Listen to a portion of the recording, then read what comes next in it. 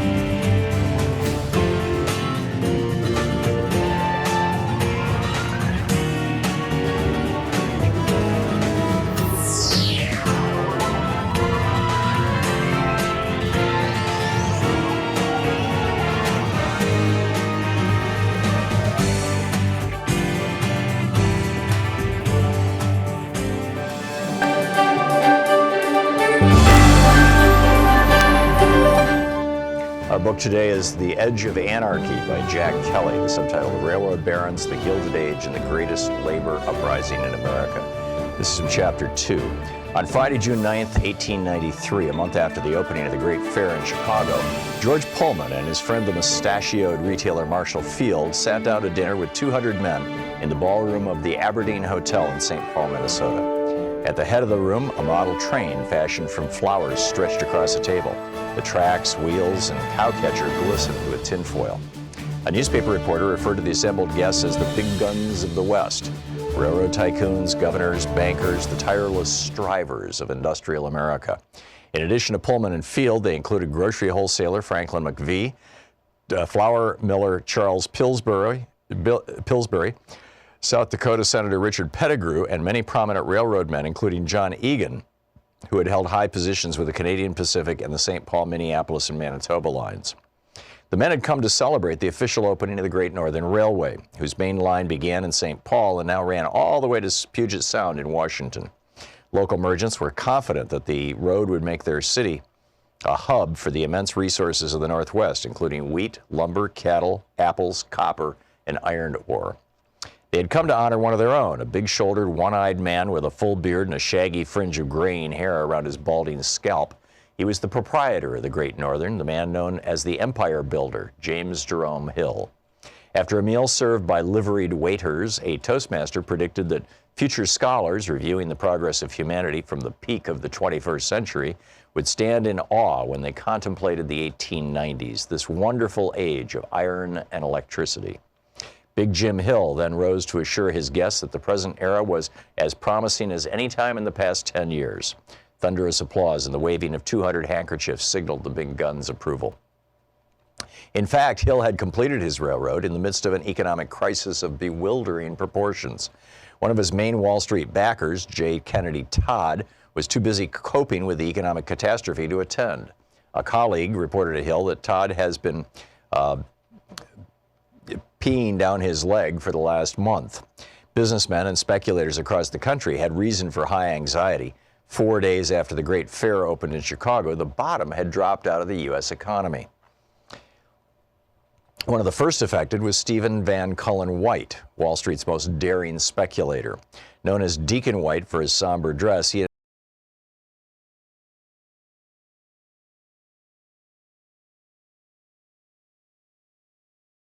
invested heavily in shares of the National Cordage Company. Managers of that rope manufacturer had gobbled up competing firms and tried to corner the market in hemp imports. It was one of the many business trusts of the day, legal conglomerations of companies that allowed investors to exercise virtual monopoly control over industries like sugar, lead, and whiskey. Cordage was the very definition of a high flyer. During February 1893, the stock was selling for $75 a share. In April, corporate managers made investors smile with a generous 12% cash dividend. Then the firm began to wobble. Rumors reached traders' sensitive ears. Cordage shares dropped precipitously. By the beginning of May, they could be had for less than $19. On Thursday, May 4th, Cordage failed. Deacon White's brokerage company went down with it, along with two other prominent Wall Street firms. Others scrambled to snatch up bargains. The stock exchange erupted. The floor might have passed for a morning in Bedlam, an observer noted. All day, brokers swung from wildest excitement to lulls when they seemed to sink into apathy. Then, hearing a rumor, spotting an opportunity, fearing the worst, they again sprang into frenzy, pushing their fellows out of the way to grab at a trade. Gossip hissed incessantly across the floor. The Sugar Trust was going to rescue the market. Vanderbilt money would be arriving soon. Shares that had been prostrated at least climbed back to their knees. The most remarkable day Wall Street has had in 20 years, the New York Times declared. Comparisons of the trading floor to a madhouse and descriptions of wild scenes were everywhere. Like bedlamites, the brokers, now sure that the worst was over, broke into raucous cheers at the closing bell. Some, no doubt, were simply relieved that the pressure was off, at least until Monday. One broker said it was the worst day he'd ever seen. While there may be a God in Israel, he stated, we need him on Wall Street. Forced optimism prevailed during the weekend. The panic might have been a blip, but traders would wait in vain for Jehovah to visit the stock exchange. May 5th was only the beginning. On Tuesday, May 9th, the Chemical Bank of Chicago failed, leaving depositors dumbfounded. 2 days later, Columbia National Bank, an affiliate of Chemical that had been established on the fairgrounds, also declared itself insolvent. Gone were the deposits of many of the exhibitors. Fair officials rushed to George Pullman and several other wealthy Chicagoans and begged them to put their fingers in the dike. Their guarantees headed off an even more disastrous ruin. The causes of the national calamity were complex and ultimately mysterious. Economists who had recently foreseen the steady development of a prosperous period now looked backward and detected warning signs galore. Construction had been in decline all year. Consumption of everything from cotton to rubber to coal had been dropping. Cycles of overproduction and bad harvests had ravaged farmers. Democrats traced the cause back to the Republicans, who had held power during the past 4 years. Their economic sins, it was said, were legion. Nervous European banks and governments were now rushing to redeem American notes for gold. The Edge of Anarchy by Jack Kelly. Hey, if you're one of our Patreon sponsors or YouTube sponsors, be sure to check out the new video that's available talking about our poopy president. No, I don't mean that in a bizarre or even sarcastic way. It turns out that the number of people who are now hospitalized, many of them are going to need kidney transplants all around the United States. I mean, literally, their lives have been devastated and wiped out, is the result of a decision that Donald Trump made to tell his EPA to allow more cow poop, basically, to be intentionally or unintentionally used for irrigation of crops, specifically romaine lettuce. And thus, you are getting poisoned because he wants deregulation. Isn't that cool? Check out the video. It's coming up for all of our Patreon and YouTube sponsors. And thanks so much for supporting the program. Want to connect with the show online? You can find the Thom Hartmann Program on Facebook, Twitter, and Instagram.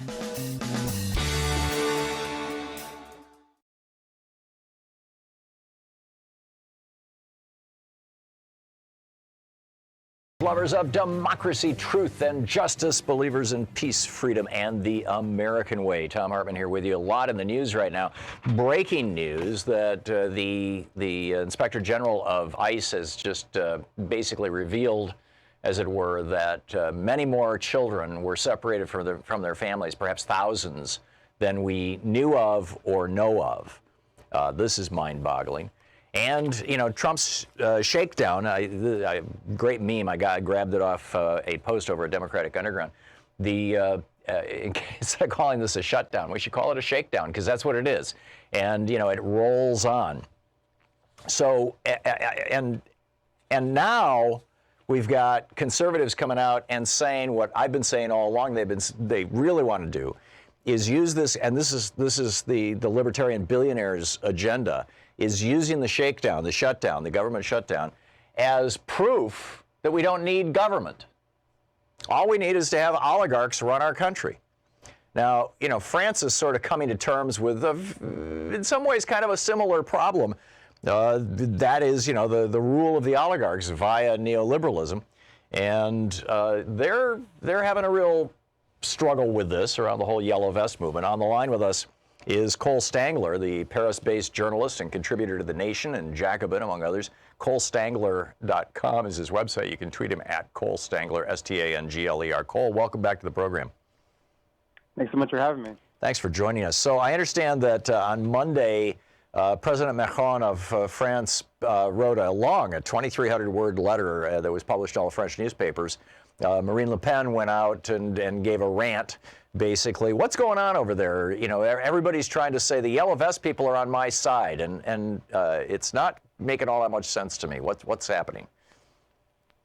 So, since the movement broke out in November, so this movement really peaked in November, over 200,000 people coming out. Protests have been ongoing now. We're about to have our 10th straight weekend of protests coming up on Saturday. And basically, in response to this movement, the government has given a handful of different concessions. So notably, they canceled the fuel tax hike, was the big demand of protesters that were enraged by this fuel tax as kind of the trigger from the movement. They've canceled that. In addition to that, the government made a number of other concessions, including extending a wage subsidy for low-income workers. And one of the other big pieces of the concessions package was the launching of the so-called Great National Debate. That's what you referred to, Macron launching that on Monday. And this debate is basically the government's attempt to really try to kind of channel the popular frustrations, the rage, and really try to institutionalize it and kind of come up with some kind of solution there. Now, the problem with this national debate is that the government promises it's going to touch on all kinds of topics. The problem is there isn't really any accountability mechanism here. So the government has said that they're going to have discussions with mayors. You can contribute online on a number of different themes.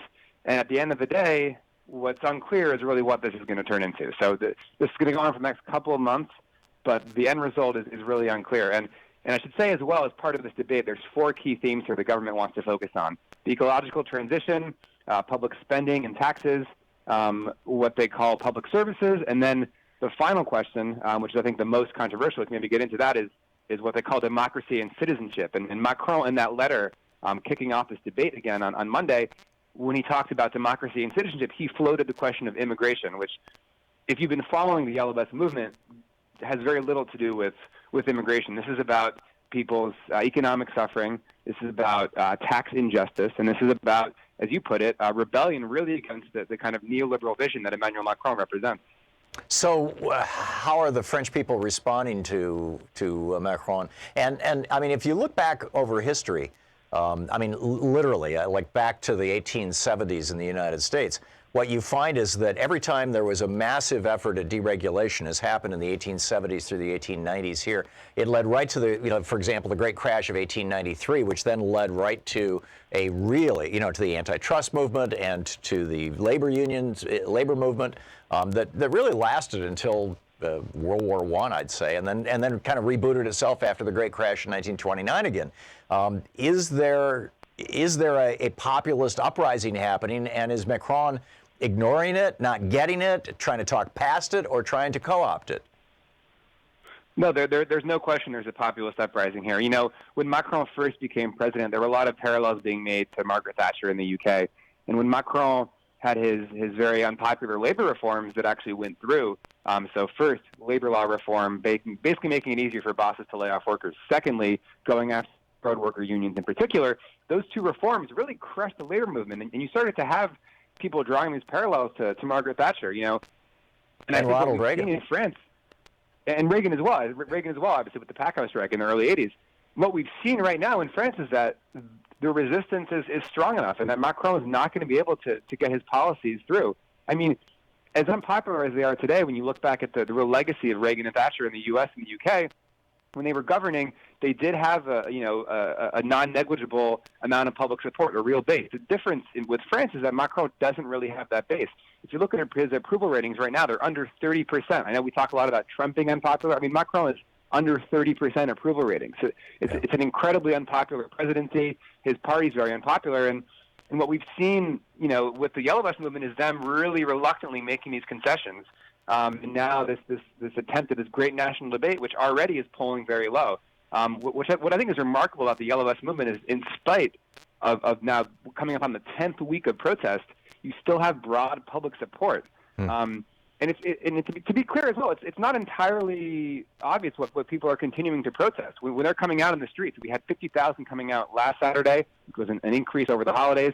Then 50,000 2 weekends ago, and then 84,000 last Saturday. So the movement is back on the rise.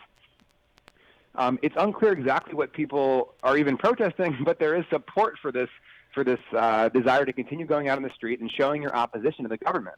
One of the most infamous slogans here is calling on Macron to resign. Is this revolt against neoliberalism? I think we're seeing the same thing here in the United States. In fact, particularly we're seeing it writ large in the Democratic Party with the rise of progressives and the pushing back, the confrontation of, like Alexandria Ocasio-Cortez defeating Joe Crowley. He was the consummate neoliberal. She's the consummate progressive democratic socialist. And there's a visible rebellion against neoliberalism here in the United States. You're positing that the Yellow Vest movement is a rebellion against that in France.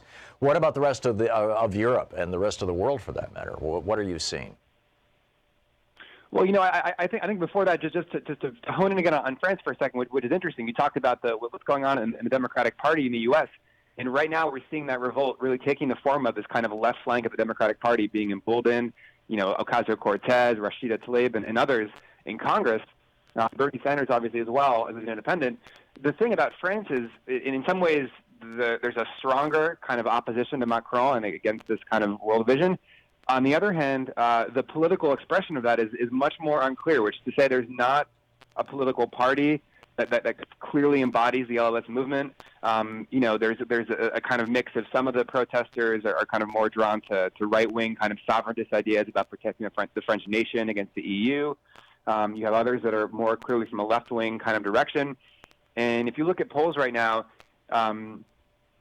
people are supporting the left and the right that are actually consider themselves to be Yellow Vests. So I think we should be all cognizant of the fact and really applauding the fact that this is clearly a movement of opposition against Emmanuel Macron. I think that's good. But at the same time, there are some dangers here. We don't really know where this is going.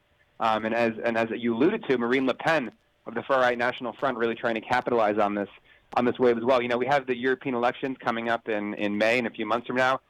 Steve Bannon, very famously, is trying to get involved here in Europe and try to bring his polling operation and data analytics to a number of different parties. So that'll be an interesting thing to watch. And what's unfortunate as well, looking ahead to these EU elections in May, is that the far-right populists are doing pretty well in the polls, whether that's in France, where they're running about neck and neck with Emmanuel Macron's party, or we look elsewhere in countries like Germany, which didn't really have this kind of expression of far-right populism until pretty recently.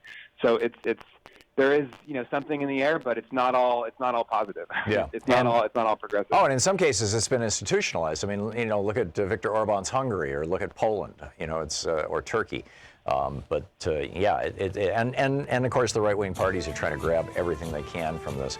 Cole Stangler was our guest. He's a Paris-based journalist and contributor to The Nation and Jacobin. ColeStangler.com is the website. His Twitter handle is Cole Stangler, Stangler. Cole, thanks for dropping by. Thank you. Great talking with you. We'll be right back with more of the news of the day. And boy, is there a pile of it. What Andrew Wheeler is up to, what Michael Cohen is confessing to. Stick around. This is the Thom Hartmann Program. We'll be back with more of the news of the day and your calls right after this.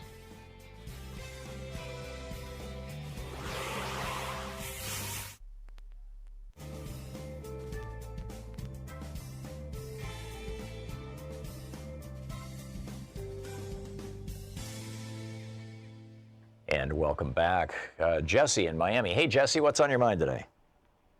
Hey, hi, Tom. Hey, the Yellow Vest movement, they remind me of the Occupy Wall Street movement.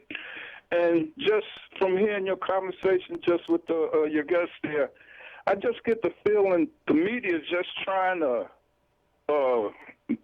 just give it no direction intentionally, whereas if Thomas Paine was alive, it would be obvious that the problem is we have collateral with no representation. Yeah. And I know you follow me on this, but I'm just trying to say the media is like saying when you say, well, what do they want? Obviously they want something, and they say, well, we want justice, economic justice. We want to be able to pay our bills without getting on the streets. And the obvious root problem of that is the distribution of the wealth. And where does that go wrong? And it's obvious you have collateral with no representation. Why?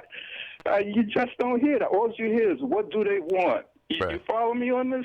Yeah, and the answer to what they want is they want a decent life. They want what we used to refer to as the American dream or the European dream or whatever. You know, the ability to raise a family, to put your kids through school, to not worry about your economic future. This is very simple, straightforward stuff. And various parties and various groups have promised that over the years, but it looks like the only thing that's ever actually delivered on it is kind of good old-fashioned FDR Keynesian economics. It worked in Europe for 40 years. It worked in the United States for 40 years before Reagan. It worked in Europe after Reagan, not in the UK. I mean, Reagan and Thatcher blew it up in the UK and the US, but those experiments have been devastated. Go ahead. I would go with Thomas Paine because when they had the Boston Tea Party, the basic problem was, hey, they taxing us to make up for what they lost with, the Indian thing. And today, the obvious problem is wealth inequality. It's not tax inequality. So the only way to correct the problem back then was get the taxes representation. We had a revolution. We don't need the taxes when we could tax ourselves. The obvious answer today would be, the economic kings, we don't need them to control our wealth. Yeah.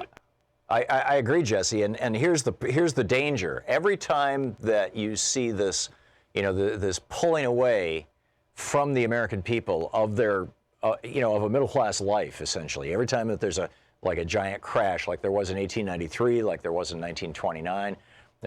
Every time you see that, like there was in 2008, every time you see that happen, not only is there a rise in left-wing responses, which typically actually address these problems, but there's also a rise in right-wing responses where they start blaming things on a particular minority group. In Germany in the 30s, it was Jews. We saw the rise of the right in the United States, in fact, in the 1930s. There was a very, very large fascist movement in the United States. Charles Lindbergh was one of its leading spokespeople.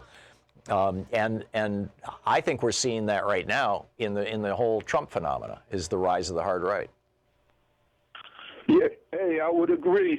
The thing is, when you see right wing and left wing, I really think they look the same. One is just a knee-jerk response to something that one would go to the deeper roots. Yeah, I agree that they're both responses to these economic crises. But when we look at history, we find that when the right rises up, whether it's in Argentina or Chile or Brazil or Germany or Italy or Spain, or wherever, that it leads to disaster. Whereas when the left rises up, or at least the middle left, it works. Jesse, thank you.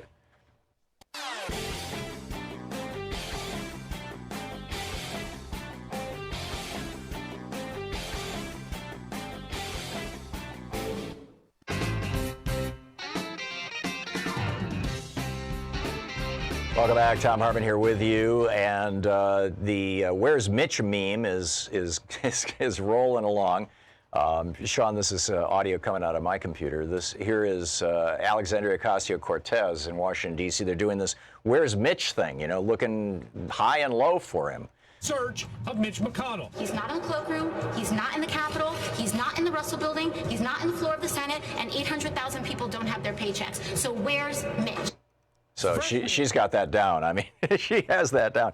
Meanwhile, I shared this with you yesterday or the day before this, actually, I think probably both.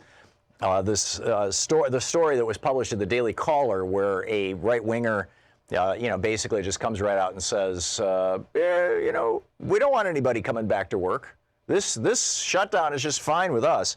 He was characterized as a senior official in the Trump administration. That's true. I think it's probably Stephen Miller.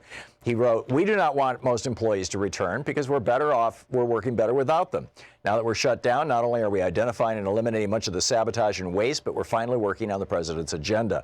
Wasteful government agencies are fighting for relevance, but they will lose. Now is the time to deliver historic change by cutting them down forever." Yes, let's do away with the FAA. Let's do away with the air traffic controllers. Let's abolish the IRS. No, seriously. I mean, it sounds like I'm just making stupid talk here, right? But this morning, Charlie Kirk tweets out, "We should use this government shutdown as a chance to shrink government permanently. Privatize the TSA, privatize the FAA air traffic controllers, abolish the IRS, remove, quote, non-essential workers." He says if workers aren't essential, they shouldn't be working in government in the first place. This is the kind of BS. This is the kind of story that you hear from the billionaires, the libertarian billionaires, and the Republicans who hate the idea of America itself. They just hate the idea of America itself, a country where we the people run things. They're positively giddy about the idea that the oligarchs might take over everything and bend us to their will. I mean, that's really what's going on here, and that's what I just tweeted in response to his clip. And meanwhile, you got Ann Coulter now laying out, we're going back to the warfare that was, when Reagan was president, he was like, "Oh yeah, I fired those air traffic controllers. Look at all the benefits they have. They have better pay than you do. You should hate those people too." Here's Ann Coulter basically. It's very silly for Democrats to hold up funding the government while they're weeping about the federal employees, which with much better listenable. But basically what she said is, these government workers who are laid off because of the shakedown, because of Trump's shakedown, are they have benefits. Oh my God. They have health insurance. They can take vacations. We can't have that, right? I mean, the rest of us have been just frozen out, but them? Do we have that? Can we play it now? Let's try it. Here we go. I think. It's very silly for Democrats to hold up funding the government while they're weeping about the federal employees, which with much better benefits, retirement plans, and vacation and sick leave than anyone watching this program has. If they're going to keep weeping about these federal employees, okay, you're holding it up for 0.11% of the federal budget. I mean, at some point, I think people are going to realize that this is just the Democrats. They're obsessing on this wall because they want Trump to break a promise. Right. No, it's Donald Trump who's obsessing on the wall. He could open the government back up this afternoon. All he'd have to do is direct Mitch McConnell to hold a vote in the Senate. Boom.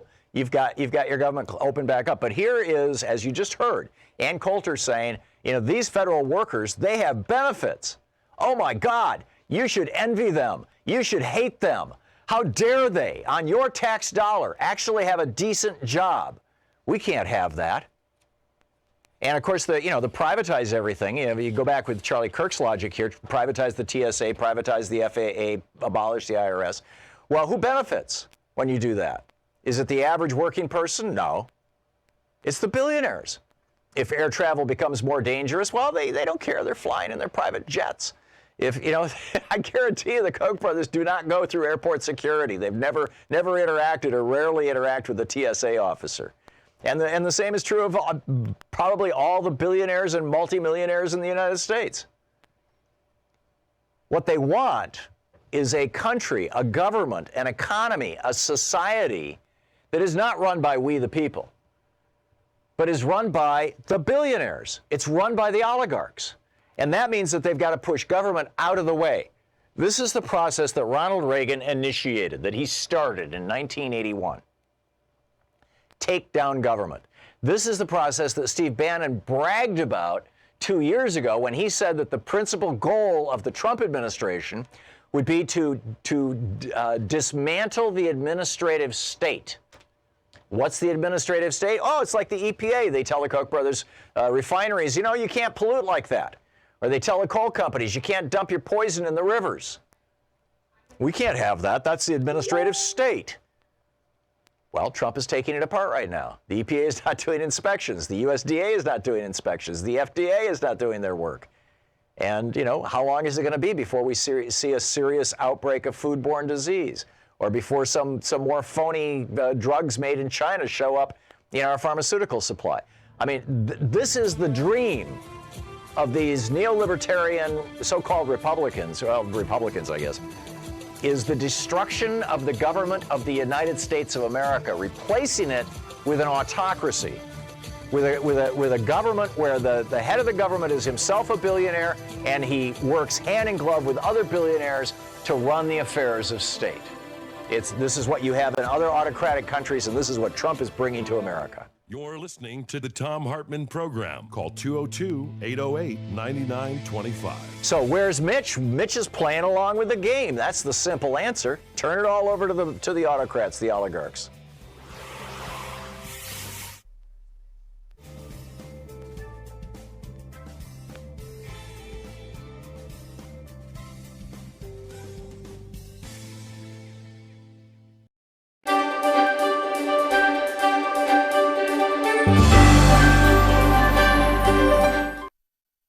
Today from Birthright Citizens, A History of Race and Rights in Antebellum America by Martha S. Jones. In the introduction, Rights of Colored Men Debating Citizenship in Antebellum America is the title of the introduction. The title of William Yates's 1838 treatise, Rights of Colored Men, aptly captures the subject of this book. The 19th century Americans for whom Yates wrote were fascinated by a juridical puzzle. Not slaves, nor aliens, nor the equals of free white men, who were former slaves and their descendants before the law. None were more interested in this question than black Americans themselves, and Birthright Citizens takes up their point of view to tell the history of race and rights in the antebellum United States. The pressures brought on by so-called black laws and colonization schemes, especially a radical strain, explain why free people of color feared their forced removal from the United States. In response, they claimed an unassailable belonging, one grounded in birthright citizenship. No legal text expressly provided for such, but their ideas anticipated the terms of the 14th Amendment. Set in Baltimore, a place between North, South, and the Atlantic world, this book traces the scenes and the debates through which black Americans developed ideas about citizenship and claims to the rights that citizens enjoyed. Along the way, they engaged with legislators, judges, and law's everyday administrators. From the local courthouse to the chambers of high courts, the rights of colored men came to define citizenship for the nation as a whole. Yates authored the very first legal treatise on the rights of free black Americans. It was 1838 when Rights of Colored Men to Suffrage, Citizenship, and Trial by Jury was published in Philadelphia. He was not one of antebellum America's highly regarded legal minds. Some say he read law for a time, although there's no evidence that he was admitted to the bar.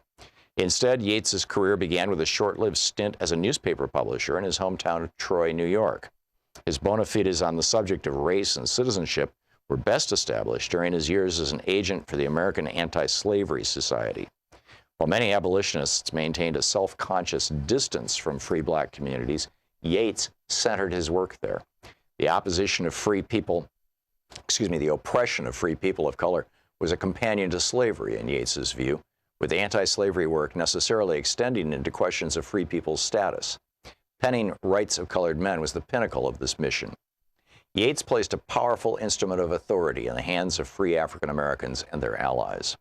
The antebellum legal treatise was a key tool in the standardization and dissemination of legal knowledge and was typically devoted to the comprehensive synthesis of a single branch of law. By the late 1830s, Yates was following on the success of James Kent's commentaries and Joseph Story's treatise series. The genre had come to be associated with the concepts of law, as scientific knowledge, legal education as systemic, and the profession as respectable. Yates successfully adopted legal culture's own tool to such a degree that readers from the 19th century until today have regarded him as an authority on free black legal status. But Yates's text was also a work of advocacy. Rights of Colored Men received prominent notices in the black and abolitionist press and could be purchased at local anti-slavery society offices.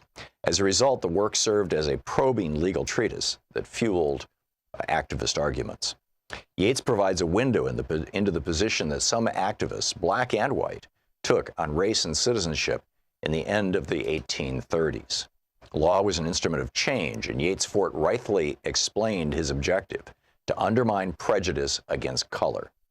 Racism had led to legal disability, exclusion from militia service, naturalization, suffrage, public schooling, ownership of real property, office holding, and courtroom testimony. Yeats was especially unsettled by the disenfranchisement of free black men in New Jersey, New York, Connecticut, and more recently Pennsylvania. Assembling evidence from legal culture, he believed, would help establish the rights and citizenship of free black people.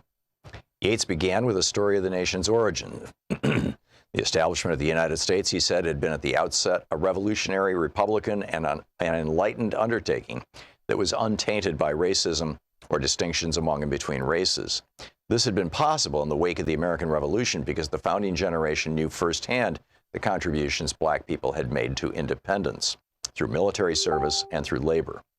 American law had originally been colorblind, as evidenced by the absence of racial distinctions in founding documents such as the federal and state constitutions.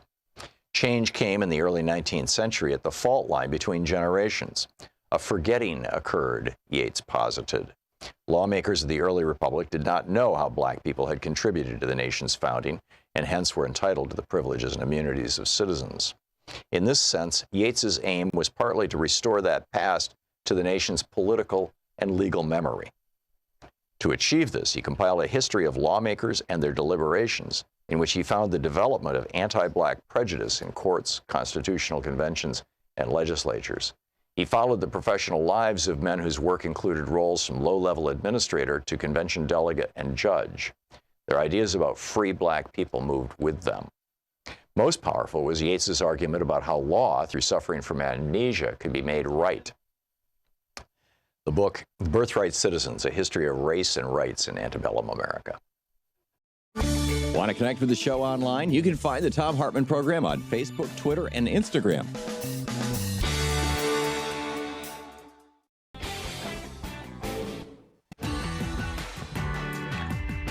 Welcome back. Thom Hartmann here with you. Well, it seems that Jerry Falwell Jr. wasn't just having fun traveling around in his private jet with his 21-year-old pool boy, who he loaned more than $1 million and helped set up in a business. He was also loaning his IT guy to Michael Cohen, who had Jerry Falwell's IT guy, his tech guy, rig a CNBC poll and a Drudge poll back during the Republican primary to make it look like Donald Trump was way ahead. And then he stiffed the contractor. Michael Cohen comes out and tweets, I'm very sorry. He says, I did this entirely at the request of Donald Trump, a man that I shouldn't have been loyal to. I'm paraphrasing. I don't have it right in front of me, but words to that effect.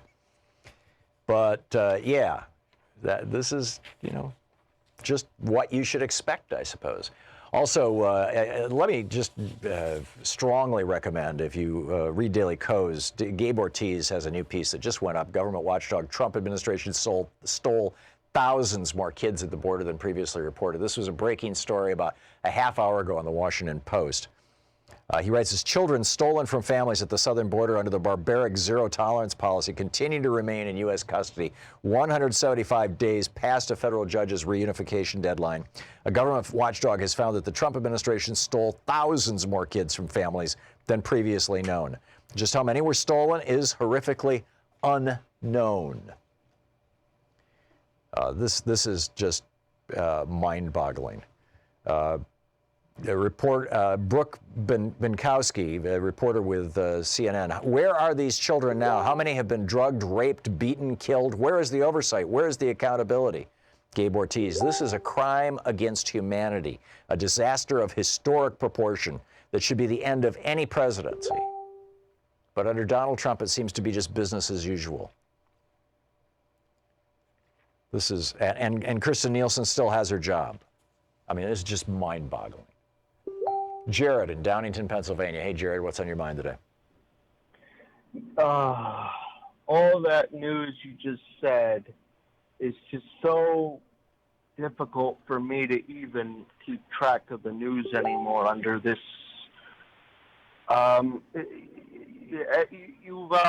Have you listened to the new Dan Carlin podcast about the supernova in the East, about the Japanese Empire before Pearl Harbor and the events of Pearl Harbor? No, I've not. I don't even know about it. It's a pretty good. It's a pretty good podcast history about Japan, but they were going over FDR and the New Deal, and the conservatives at the time. There was a faction of Americans who did despise FDR, even though he was very popular, historically probably the most popular president ever in office. And there was a faction of Americans who did despise him, and they would always call him. They wouldn't call him by his first name. They would simply refer to him as that man in the White House. Right. And that's what I'm going to start referring to Trump as. I'm going to start referring to him as that man in the White House. Because I prefer not using his name because that gives him legitimacy in the public size as far as I'm concerned. Okay, I got it, and I don't disagree, Jared. Margie in Wisconsin Rapids, Wisconsin. Margie, what's on your mind today? How the government shutdown is affecting transportation workers that nobody knows about or is talking about. Do you know about it? Can you tell us about it? Yes, I do. Okay, go for it. I can tell you about it. Any person that delivers, transports hazardous materials must have a hazmat endorsement. Part of that endorsement is you have to have a federal background check. Oh, you called us yesterday and talked about this. No, I didn't. Oh, somebody else did. Huh. Fascinating. Okay, go for it, Margie. Continue. So if somebody loses their hazmat endorsement, not only can they not drive, they can't get unemployment benefits because they don't have the qualifications to do their jobs. Right, and these background checks are done by the FBI, and the FBI right now is not doing them because they're working on short staff. Correct. Also, TWIC cards, transportation worker identification cards. These are required to access ports. And those are done by TSA. Those aren't being done. Huh. So you have major portions of the transportation industry that, if this government shutdown goes much longer, could very well start to break down. Yeah, and there will be consequences. There will be an echo afterwards that's going to last for a while. Margie, thank you for that. Dion in Buffalo, New York. Hey, Dion, what's up? Hey, first of all, Tom, I don't know if you got the invitation, but you're definitely invited to the cookout. So look for that sometime in the summer. Okay. I wanted to ask you about things like Citizens United. Do you think that just removes like all creativity from like legislation and bill making? I just want to know your thoughts. I've been actually trying to call for a while just to get your thoughts on that. Well, what we know, and if you look at ALEC, the American Legislative Exchange Council, which was founded back in the 80s as part of the whole Powell memo, billionaires rise up and take over government thing. It's literally a group that, heavily funded by the Kochs, where legislators sit down with lobbyists one-on-one or a one-to-one ratio. About half the people who show up are lobbyists, about half of them are legislators, Republican legislators exclusively. And the lobbyists present legislation, and the legislators decide which of the model legislation they're going to promote in their home states. So what you've got is, and now there's a state-level version of ALEC as well to corrupt individual state legislatures. This has been going on for quite some time now, Dion. Most of the legislation that we get, and have gotten basically since the Reagan era, has been written by lobbyists. When Reagan came into office, there were fewer than 2,000 registered lobbyists in D.C. Now there's over 30,000. Wow. Okay. Perfect. Thanks, Tom. You're welcome. Good talking to you, Dion. Thanks. Mark in Valley, Washington. Hey, Mark, what's up? Hey, Tom. What's got me nervous is up here in Valley, I'm in a county that went 75% for Trump. I go to the local gym, and I interact with a lot of these Trump supporters, and I've become friends with a couple of them. And one of them I'm friends with, he's a intelligent guy. Mark, you need to get your mouth closer to the microphone. It's hard to hear you, and it sounds like you're talking from a toilet. Is this better? Yeah. All right. And one of them I became good friends with. You know, he's a smart guy. He's not a racist, but he's a diehard Trump supporter. And I talked to him, and these people just do not believe any of the news that's negative on Trump. They just say it's all a hoax. Right, because it doesn't appear on Fox, and it doesn't appear on right-wing hate radio, so they assume it doesn't exist. So what I'm nervous about is that even if Mueller comes out with very damaging evidence, they're just going to say it's all, you know, a Democratic plot to take down a populist president, and that we're going to have a serious divide in this country that could lead to a new civil war or a new almost civil war. Yeah, I'm skeptical about the Civil War part of it, but you know, extract the shooting part of it, and we're there right now. I mean, there's and this is being promoted by oligarchs like Rupert Murdoch. I mean, without the oligarchs who own the infrastructure, you know, television and radio infrastructure in the United States, you wouldn't have this. But I agree, but here we are. I also think that if it gets bad enough and ugly enough that Trump could go and publicly make a call to his people in the streets to rise up. And if he does that, the skinheads, the neo-Nazis, the KKK will be more than happy to oblige him. Yeah. Yeah, and as they have in real problems. Yeah, as they have in his rallies and things. I get it, Mark. Mark, thanks for the call. Randy in Grand Rapids. Randy, it says here you want to disagree with me. What's up? Yeah, you keep getting the information screwed up. Your facts and data. For example, you're talking about the kids. Well, you're talking about the kids and how they're mistreated. Did you see the Senate investigation on Obama where he turned all these kids over to slave owners in forced labor and sex trafficking? Did you see that part where the Senate did and guys went to prison on it? You know, if somebody went to prison, that means that something was investigated. But no, Randy, I don't watch Fox News, so I haven't seen that stuff. Rich in Sheridan, Wyoming. Hey, Rich, what's up? Yeah, Tom, thanks for taking my call. Why don't we abolish the Secret Service? Because the executive branch needs protection. Right. Well, Nancy Pelosi was saying the other day that she couldn't assure Trump's safety at the State of the Union address. Well, to a certain extent, yeah. But I think the larger message was that she didn't want to have all these people doing that work and not getting paid for it. Now, you could argue that provokes a security crisis. A lot of these people are working second jobs, third jobs in order to be able to pay their mortgages, and so they may be showing up for work with only 2 hours sleep under their belt, and that is a safety crisis. The right-wing response to that, Rich, is sure, abolish the Secret Service, privatize it, let Blackwater run things. We tried that with the airlines prior to 9/11. TSA, we started getting airport security in the late 1970s, early 1980s, after a series of hijackings where planes were hijacked in the United States and taken down to Cuba. And the airlines paid for and ran those services, and the guys working there were making minimum wage. They were making like $8 an hour and doing airport security. And what we discovered on 9/11 was that the airlines had put a higher value on getting people through security than catching bad guys in security, and thus 9/11 happened, and that's why we got TSA. I'm not willing to sacrifice the safety of my country, Rich, for to make Trump look bad. Frankly, I'm just not willing to do it. John in Los Angeles, listening on KPFK. Hey, John, what's up? John, you're on the air. Yeah. Okay, Tom, how you doing? Good. What's up? My thing is this: the Ronald Reagan tax cut. Remember, it was like 50%, right? Reagan took the top tax rate from 74% down to 25%.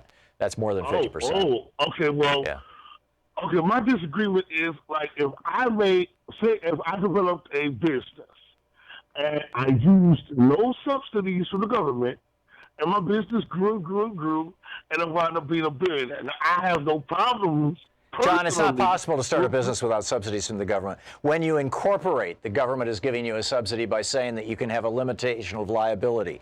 When you incorporate, the government is giving you a subsidy by saying there's a whole bunch of different business expenses that you can deduct from your taxes. Once you start running your business, you depend on customers that have to use money, which is a system that's subsidized by the government. The entire economic structure of the United States, subsidized by the government. You need your customers to get their products by mail, for example. Then you're being subsidized by the Postal Service or roads. People need to drive to where you are. You're being subsidized by the government. You need protection by the police and the fire departments. These are subsidies from government. And this is just scratching the surface. Your business needs to process its credit cards through the internet. The internet was created by DARPA. It was created by the government. The public rights of way all over the country through which the internet passes are government rights of way that are granted to these companies. It's not possible to do business in America, John, or any country in the world without subsidy from government. Without meaning to say, Tom, what I meant to say was, and I got no loans to start I started my business from scratch, and I built my business up with no loans at all.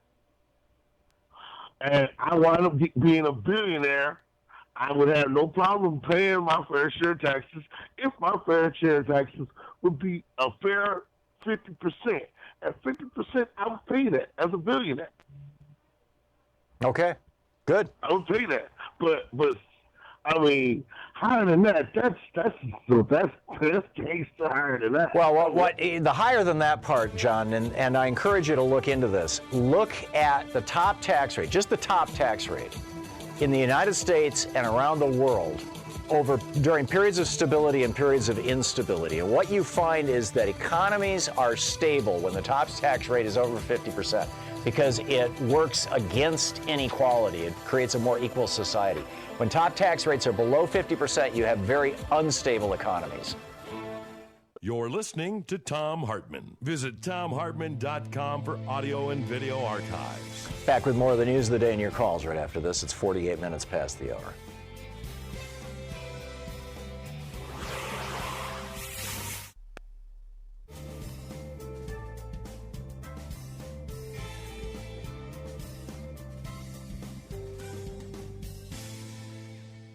And welcome back. Patrick in Valencia, California, listening on KPFK. Hey, Patrick, what's up?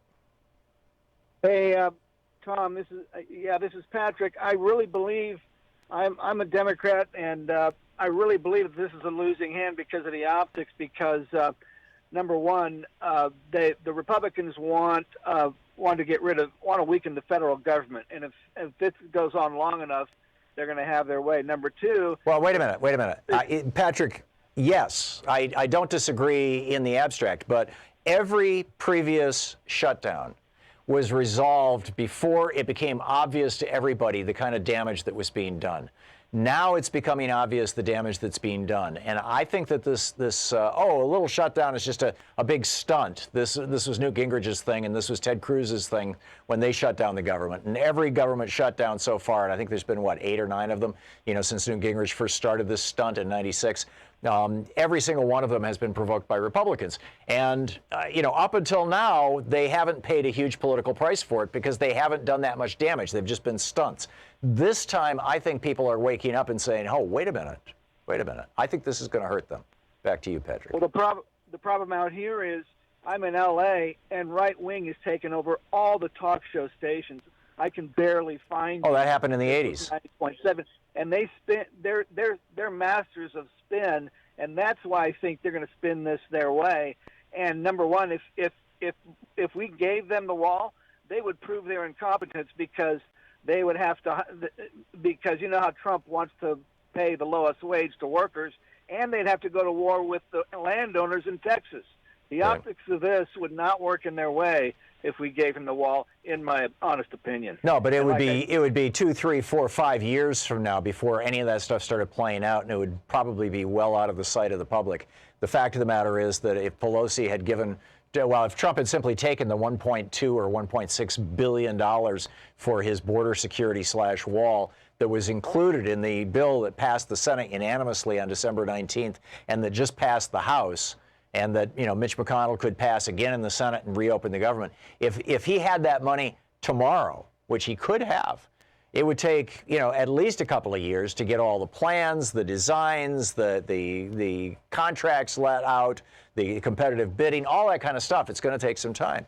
So I don't think that I don't think that giving Trump his wall, as it were, is going to play out well, or is going to hurt Trump. Frankly, I think that it'll just, he will say, I backed them down. I am the big daddy. And that's what all his followers, all his acolytes are hoping for. That's why Ann Coulter is saying if he doesn't get the wall, he's toast.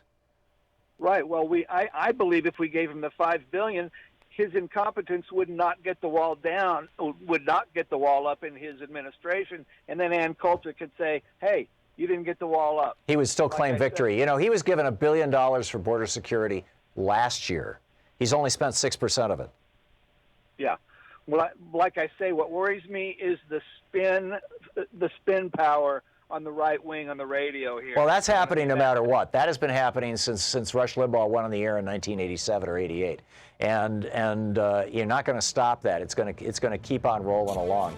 So Patrick, thank you for the call. I don't think that we should be doing anything because we're afraid of what they're going to say on the screaming snowflake hard right, over on Fox News or on Right Wing Hate Radio. I'm just, screw them. I'm not concerned about those guys because there's nothing you can do about it. I mean, why worry about something you can't control?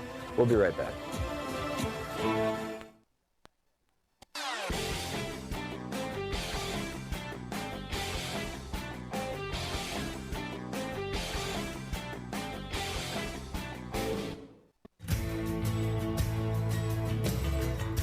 Welcome back. Thom Hartmann here with you, 53 minutes past the hour. Bob in Waynesville, North Carolina. Hey, Bob, what's on your mind?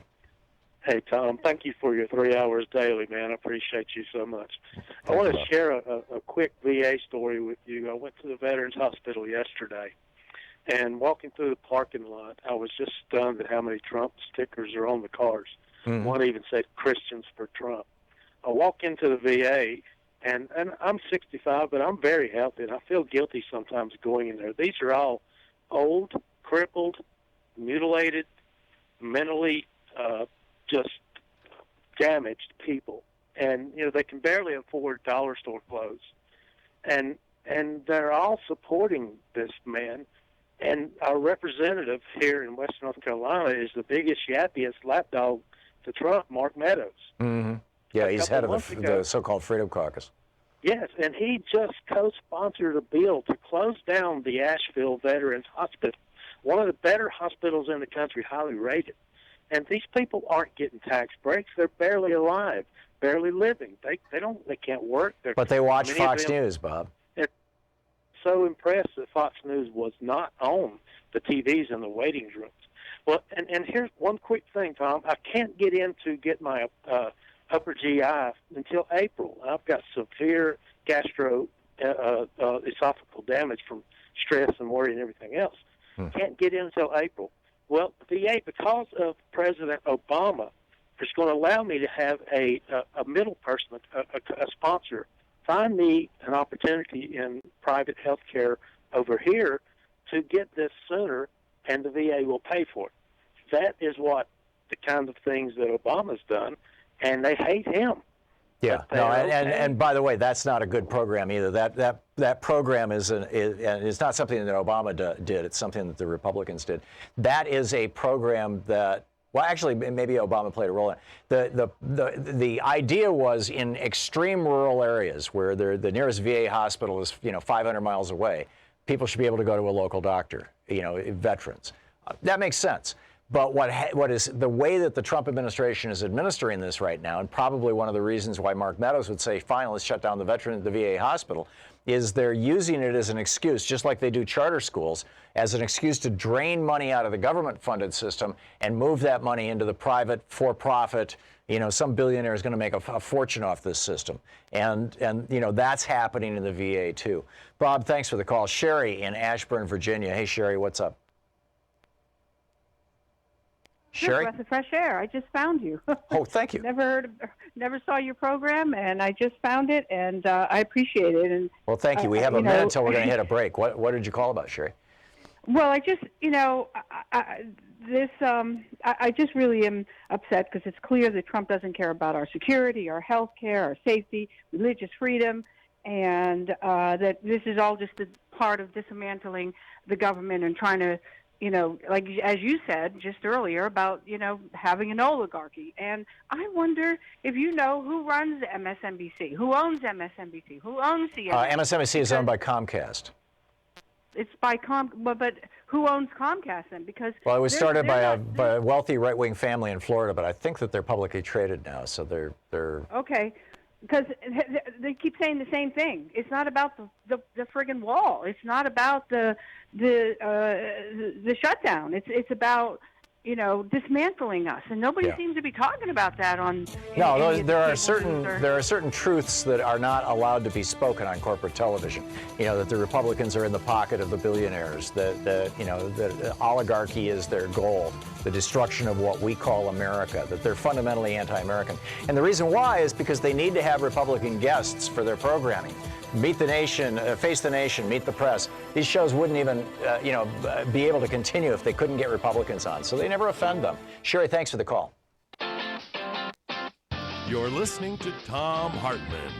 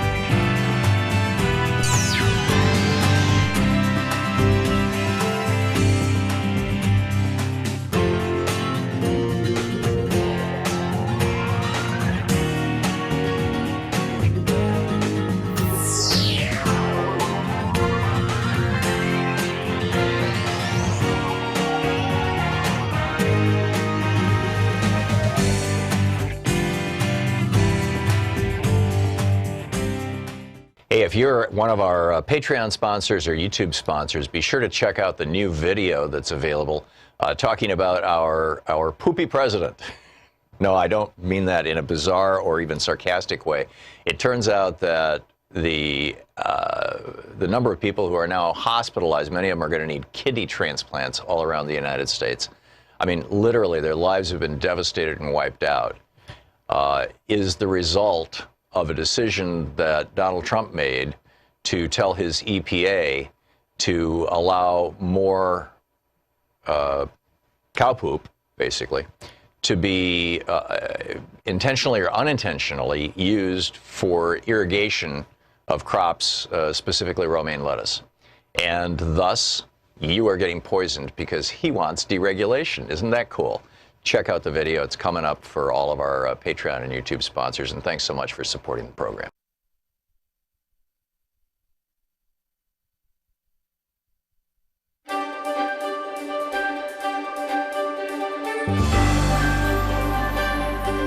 We're reading today from Dr. Bryant Welch's book, State of Confusion, Political Manipulation and the Assault on the American Mind. This is from chapter 1. Do you think there might be something just a little off in America, psychologically speaking? Of course, there's something wrong. We all know it. In many quarters, our national behavior hovers on the brink of a very different, even deranged society that many fear is leading to fascism. Many of us play a game of Ain't It Awful about Donald Trump, and we talk in the latest psychological jargon about how odd and dangerous he is. But that's not really the issue in America, is it? Millions of Americans voted for Donald Trump, and the rest of us were unable to defeat him. The seemingly most incompetent person ever to run for president, and certainly the most bizarre. The real issue in America is what's wrong with our own minds, the 300 million of us who swim in the American pond that has not just led to Donald Trump and his obvious bizarreness, but to this massive breakdown in our psychological stability as a nation that we all feel in the deepest parts of ourselves. A decade ago, I wrote a book, State of Confusion, that addressed this problem and described an ominous series of psychological assaults to the stability of the American mind. In that work, I sounded an alarm over the then emerging erratic psychological behaviors that have led to what we are now witnessing full-blown in America, the destabilization of the American mind. The election of Donald Trump was but a symptom. Harvard University law professor Lawrence Tribe summarized State of Confusion as a vitally important investigation of how a cadre of ethically challenged political operatives and their religious and journalistic allies have gradually distorted and disabled the minds of ordinary Americans and have all but crippled the once extraordinary mind of America. Tribe added, "It is not too late for us to reclaim our identity, but we will succeed only if we take to heart the lessons so lucidly laid bare by the remarkable work of this insightful psychologist and experienced political activist." End of quote. We did not heed Professor Tribe's advice, nor have we appreciated the issues I raised in State of Confusion. Instead, the destructive process has continued unabated and unrecognized, and the techniques used to manipulate the already vulnerable American mind have grown more powerful. The psychological processes and dynamics I described back then are very much the ones that are operative today. They are merely worse. We have now seen shocking states of psychological denial that our planet is hemorrhaging. Each new season spews forth spectacular new forms of environmental earthly protests of how the planet has been abused, its miraculous natural rhythms so powerfully, rapaciously disrespected. Unprecedented storms, fires, hurricanes, and our newest bomb cyclones give voice to Mother Earth's dismay. And yet millions of Americans, despite this evidence, go deeper into psychological denial. We dismantle our already inadequate environmental regulations created to safeguard the planet, hopefully before it becomes uninhabitable. Is something psychologically wrong here? We have successfully taken the excess out of our First Amendment right to free speech by arguing free speech does not give one the right to holler fire in a crowded theater. But at the same time, when our Second Amendment says we cannot abridge our state's rights to have a militia, we are in some robotic logic required to give every angry person full access to weapons needed to quickly snuff out the life of everyone in that theater or school or concert or nightclub. Any angry person in America, be they terrorist, super patriot, or just someone who'd like to end their unhappy life with a glorious bang, is allowed to commit their own grand form of suicide with semi-automatic weapons that can literally kill another human being every second. Our taxed and now terribly compromised form of mental reasoning has led us to this paralysis in our problem-solving ability. We understandably blame the NRA, but how do we explain their minds? And how do we explain our inability to defeat their minority effort when we look in the faces of the grieving parents of Sandy Hook or Stoneman Douglas victims? Remarkably today, when our most precious surviving youth stand up bravely in protest, they are referred to as Nazis. We can understand these American minds and we can change them, but only if we will put the American mind itself front and center in our awareness and study of it. It's not just our environment that is deteriorating from the stresses we put on it. It is also our minds. In reissuing this supplemented version of State of Confusion, I'll show why the inherently vulnerable, increasingly traumatized, and badly manipulated American mind has reached a point that now threatens America's democracy, maybe even our survival. Focusing on Donald Trump's obvious impairments is a dangerous distraction that keeps us from attending to this real problem. Fortunately, I believe we do have the knowledge and resources to combat the true threat and reclaim the American mind with its glorious commitment to the freedom of the human spirit. But we must confront the reality of our situation now. We don't have another 10 years. I am a clinical psychologist and attorney and have had an unusual opportunity to understand current American political behavior, not only from work with patients, but also in my time spent in Washington, D.C. as a national spokesperson for psychology and mental health. My life passion has been the human mind as it shapes how we feel in the interior of our own personal private space, how it creates the way we experience our most intimate relationships, and how it influences the way we conduct our public affairs. State of Confusion by Bryant Welch. Want to connect with the show online? You can find the Thom Hartmann Program on Facebook, Twitter, and Instagram.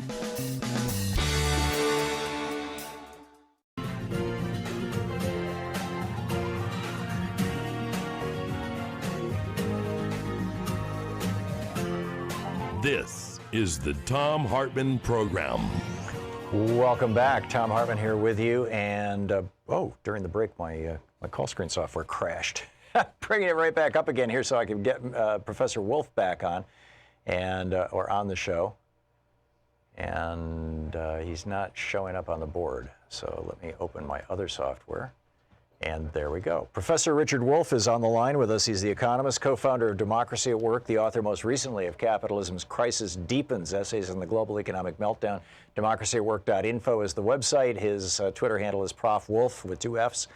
Professor Wolff, welcome back. Thank you. Glad you got your software fixed up. Yeah, me too. It's the magic of technology and the trials and tribulations thereof. So right now we've got this government shutdown. I've been pointing out over the last couple of days that I think all the previous government shutdowns were basically just Republican stunts, efforts to try to prove that, we don't really need that much government, that we can do with fewer government workers. In fact, there was a tweet this morning from a guy named Charlie Kirk, a right-winger, who says we should use this government shutdown as a chance to shrink government permanently, privatize the TSA, privatize the FAA air traffic controllers, abolish the IRS, remove non-essential workers. If workers aren't essential, they shouldn't be working in government in the first place. This betrays not only a hatred of the values that created this country, that we're all in this together and that government has facilitates that role, but also a fundamental lack of understanding of how things go, how things work in this country, and basically in any economy. What are the economic consequences of if a short shutdown, we can just kind of get by because federal agencies can spend their last few dollars over the course of a couple of weeks. When we go 3, 4, 5, 6, 7 weeks, what happens? Well, an immense chain of dependency on the government, which has always been part of capitalism, not just in the United States, but wherever it has come. And by the way, that's not even peculiar to capitalism. Earlier systems relied on having a government perform all kinds of direct and indirect services. Americans are a very strange people in this notion that we can do without government. It's a make-believe. It's a kind of a utopian weirdness that infuses our culture. And what you're going to see, what you're already seeing, is all the complex ways in which the government sustains and supports the economy, keeps it running, keeps us from beating each other up, whether it is through the courts that make us adjudicate our differences in a civilized way, or whether it's in all the public services, in transportation, in communication, the public parks and the military, and you name it. All of that is crucial to our economy. It's the biggest employer in the country. It's the biggest single buyer of goods and services. You shut that down, and it's only a matter of time, and not much time, before that is felt in every corner of this economy. And the longer it goes on, the more the damage. And not the least of the damage is indirect, in the sense that no businessman or woman charged with investing money now can afford to do that with the uncertainty of how many weeks or months this will go on. And that alone, the hesitancy to commit, will have a chain reaction of consequences added to the direct consequences of government cutback, so that this is, as you put it at the beginning, this is a theatrical political stunt, but with very real and entirely negative consequences. So there was this article published over on the Daily Caller, this conservative website, a couple of days ago, in which the author basically said, don't bring back the government workers. We're doing just fine. We're figuring out now where the waste and fraud is, and we're discovering that we don't need all these people. This is kind of a variation on that tweet that I shared with you a minute ago. To what extent do you think it's possible that I'm calling it the Trump shakedown now, and I see the Trump shakedown hashtag is starting to trend on Twitter. To what extent do you think that this might actually backfire on these right-wingers? Because this is the first time that a shutdown has gone so long that it actually starts to bite. It starts to cut into the economy. Well, I think you're seeing it already. I think from everything I can read, The political backlash has already begun, that the White House is now wondering how to get out of this disaster, that Pelosi and Schumer are sitting there with grins on their faces as this is costing the Republicans more and more. But I think you'll see that person after person, it will be touched in some way by this. A small businessman or woman whose business is going down because the federal employees that are part of his or her business can't afford to pay. You're going to see it play out in the months ahead as it slowly dawns on retailers across the country that people without a paycheck tend to use their credit card. But if they use their credit card, they build up their debts. If they have more debts, more of their income goes to pay off interest. Less of it can be used to buy goods and services. So as this lasts, you're just building the constituency to understand the fraud of the right-wing utopian notion that we can do without a government. You know, every company spends time trying to figure out who their employees are that they can do without. The government is like any other employer. Are there some people you could get by without? Yes. But will that mean more work for those left behind? Yes. Will that cost you all kinds of problems? Well, if you're not crazy, you know that it will. And so you have a different attitude before you go through making bold statements about doing without people. And I think this is all learning, a process of learning that the American people will now go through as this lasts. Meanwhile, in Los Angeles, people are confronting a massive, the largest teachers' strike in the country. I think probably one of the largest strikes in, certainly since the 60s or 70s. You probably know better than I. How is this playing out, and what impact does that sort of thing have, both politically and economically? Very parallel, because you see what that is one step short of a government shutdown. And by that I mean that what you've been doing is pinching public education from the public universities right on down into the kindergarten at either end. You've been pinching them for years, cutting back on their budgets, cutting back on the support for teachers, cutting back in terms of increasing class size so each teacher has more students. And redirecting money into for-profit charter schools. Absolutely, letting them siphon off the students that are not difficult to service so that the rest of the public school system has a disproportionate of people costing extra money just as you give them less money. And eventually, this crazy behavior blows up.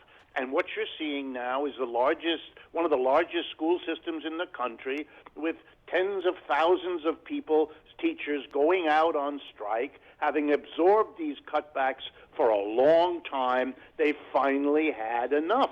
And they're reacting also to the teacher strikes last year in West Virginia, Arizona, and several other states, where they were able to win, finally, some decent catch-up to what's been going on. But, for me, as an academic myself, it is unbelievable. We teach in the university that the future of the United States in the world economy depends, above all, on the quantity and the quality of educated young people entering the labor force. That's the future of the United States, as of any other country. For us to be cutting back on public schools is literally the economic equivalent of shooting yourself in the foot. It is self-destructive behavior driven by a kind of tax cut, profit maximization mania that is in the end going to destroy itself. It's watching a train heading into a stone wall, and everybody on it seems mesmerized and frozen in place rather than taking the steps which luckily the teachers are forcing on the folks in Los Angeles. It's long overdue, and it's needed all across the country. It seems to me like so much of this stuff, from Reagan in January of 1981, when he was inaugurated, saying government is not the solution to your problems, government itself is the problem. From that point all the way up to today, this defunding of public services, the stopping of maintenance of national infrastructure, the cutting of money to education, the shutdowns, the defunding of the EPA and the Interior Department, on and on and on. You go through all these things, and it seems like all of these efforts are pointing in one direction, and that's autocracy. That's a government run by oligarchs, an oligarchy, essentially. I know that, Mussolini famously made the trains run on time.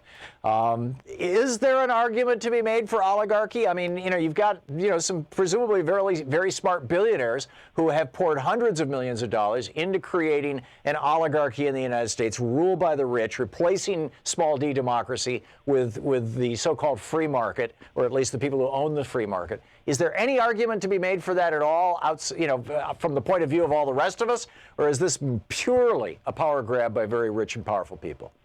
I'm afraid it's the latter. It makes no sense economically. The irony, it doesn't even make sense for the oligarchs. Unless they all plan to move to China pretty soon, they're here in the United States, and in the end, they depend on the health of the larger American economy to sustain their oligarchic wealth and power. And it won't be the first time in history that the people at the top have so bled the mass of people below them, that they end up shooting themselves literally in the foot, undercutting their own situation. The economies that today are admired for the extraordinary economic growth they have achieved, I picked two of them, China and Germany, very different countries. But in both of them, you see the opposite of what we do here, the ramping up of public expenditure in many areas. Germany decided last year to eliminate all tuition payments for all college students, not just, by the way, German citizens, but anybody who comes to Germany. They want to be the center of innovation and productivity growth, and an educated workforce they know is crucial. The Chinese are building new universities literally every 2 or 3 months. It is the opposite. We admire their growth. We can't come close to achieving it, and yet we don't draw the inference that maybe killing our government and government services is the problem rather than the solution. Amen. Professor Richard Wolff, the economist, co-founder of Democracy at Work, democracyatwork.info. His most recent book, Capitalism's Crisis Deepens. You can tweet him at Prof. Wolff with 2 Fs. Professor Wolff, thank you so much for dropping by. Thank you, Tom, and look forward to talking with you again. Back at you. This is the Thom Hartmann Program. We'll be back with more of the news of the day and your calls right after this. It's 18 and a half minutes past the hour.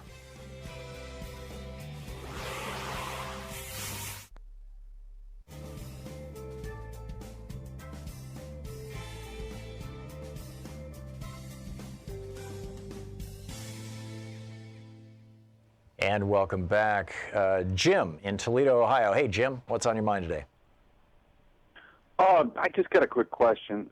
We're getting news reports out of Sinclair Broadcasting that the food stamps recipients in Ohio are going to get double the money for February to cover for March. Is this true? And is the shutdown going to last all of March too? Yeah. That's not a good thing. My mom's a nurse, and she's taking care of patients that, they don't make the right decisions with their budget.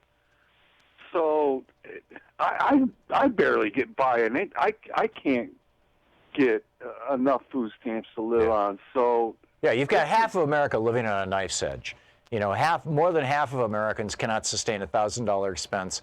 40% of Americans can't sustain a $400 expense. And these are the people who are going to be most severely, who are being right now even most severely impacted by the Trump shakedown.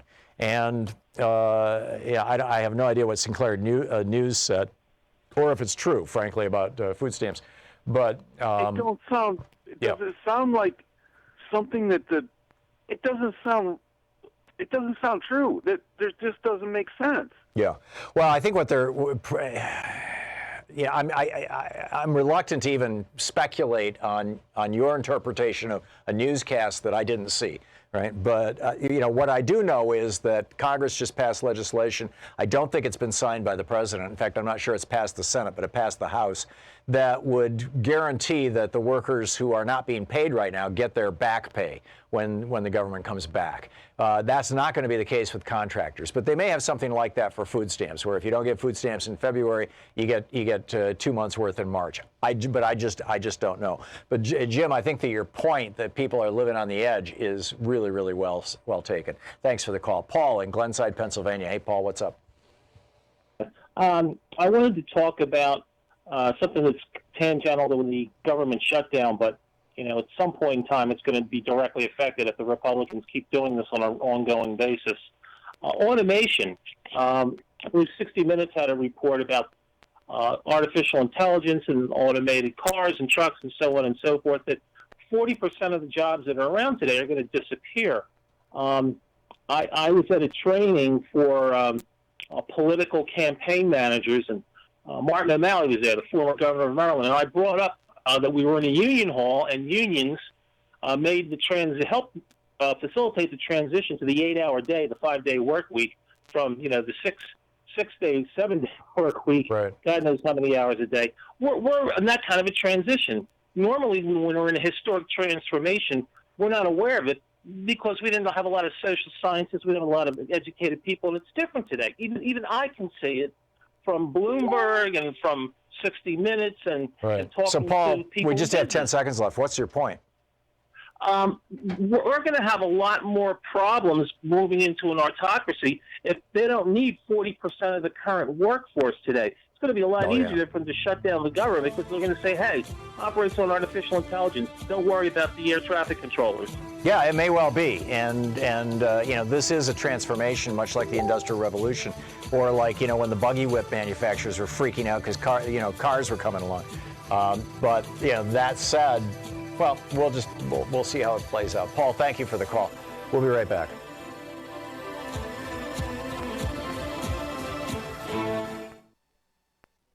Here at the Thom Hartmann Program, we're creating basically 3 programs identically at the same time. We've got the normal commercial program. We have our television program that is carried by Free Speech TV, and we do fundraisers for Free Speech TV, and a small amount of that money comes back to us, which helps us provide that show to Free Speech TV. So that stream has its own revenue stream in it. And then we also provide a nonprofit radio show with no commercials in it that's completely nonprofit compliant to our Pacifica affiliates, to the stations all over the country, nonprofit stations. We pay for that one because we don't charge them by your support at Patreon. And in exchange for that, over on Patreon, you can get the full 3-hour show, archives of the show, and special clips like this amazing clip that we're just now putting up about 6 ways America is becoming a third world country. Check it out, patreon.com/Thom Hartmann. Thanks so much for watching, and I hope this clip was useful to you, and thanks so much for supporting our program. Want to connect with the show online? You can find the Thom Hartmann Program on Facebook, Twitter, and Instagram. Thom Hartmann. Welcome back. Thom Hartmann here with you. Just a quick recap. We started out the program an hour and a half ago talking with Cole Stangler in Paris about the Yellow Vest movement. They're coming up on, I think he said, the 12th weekend or 10th weekend continuously, where people are out in the streets. They're basically protesting neoliberal economic policies. Macron cutting taxes on rich people, making it easier for employers to fire people, cutting the social safety net, and at the end of it all, raising the tax on gasoline. That was the straw that broke the camel's back, basically. But Macron and Le Pen are both trying to co-opt this movement, and neither one of them are pulling it off. Michael Cohen is tweeting now about how he. This is absolutely bizarre story in the Wall Street Journal today. Michael Cohen reached out to Jerry Falwell Jr., who was at the time apparently busy flying his 21-year-old pool boy around the world and loaning him $1.5 million because he just thought he was such a great guy. There's a weird story there, and a lot of us are scratching our heads, what the hell is going on with that? But in any case, Jerry Falwell Jr. loaned Michael Cohen his IT guy, from Liberty University or whatever, and the IT guy then was rigging polls on Drudge and other sources, other online sources, to make it look like Donald Trump was more popular than he actually was. And today, Michael Cohen tweets, as for the Wall Street Journal article on poll rigging, what I did was at the direction of and for the sole benefit of Donald Trump. I truly regret my blind loyalty to a man who doesn't deserve it. Wow. Meanwhile, Ann Coulter has kicked off the war again. She's come out and said, and this was on, you can find it over at Vice, Vice News, Vice.com, I think it is. She basically said, why are you concerned about these government workers not being paid? They have vacations, they have benefits, they have health insurance, and you don't. Shouldn't you be angry with them? This is the song that Ronald Reagan was singing back in 1981 when he fired the Professional Air Traffic Controllers Organization, PATCO, when he fired the air traffic controllers and started talking to Americans about how these union workers, they've got all these benefits. You should be upset with them. You should be jealous of them. You should be angry with them. Conservatives have been singing this song for 40 years now, and I think we're finally getting to the point where when Americans driving down the street hear Rush Limbaugh go off on this kind of stuff, or Ann Coulter talk about how much we should be hating and upset with employees who actually have a union and have decent wages, I think people are now saying, oh yeah, multimillionaires like Ann Coulter, I don't think Rush Limbaugh is a billionaire, but he had a $400 million contract. Guys worth a whole pile of money like these telling me that I should be angry with other working people? Come on, give me a break. We know what's going on here. You're listening to the Thom Hartmann Program. Call 202-808-9925. Coming up on 28 minutes past the hour, back with your calls right after this.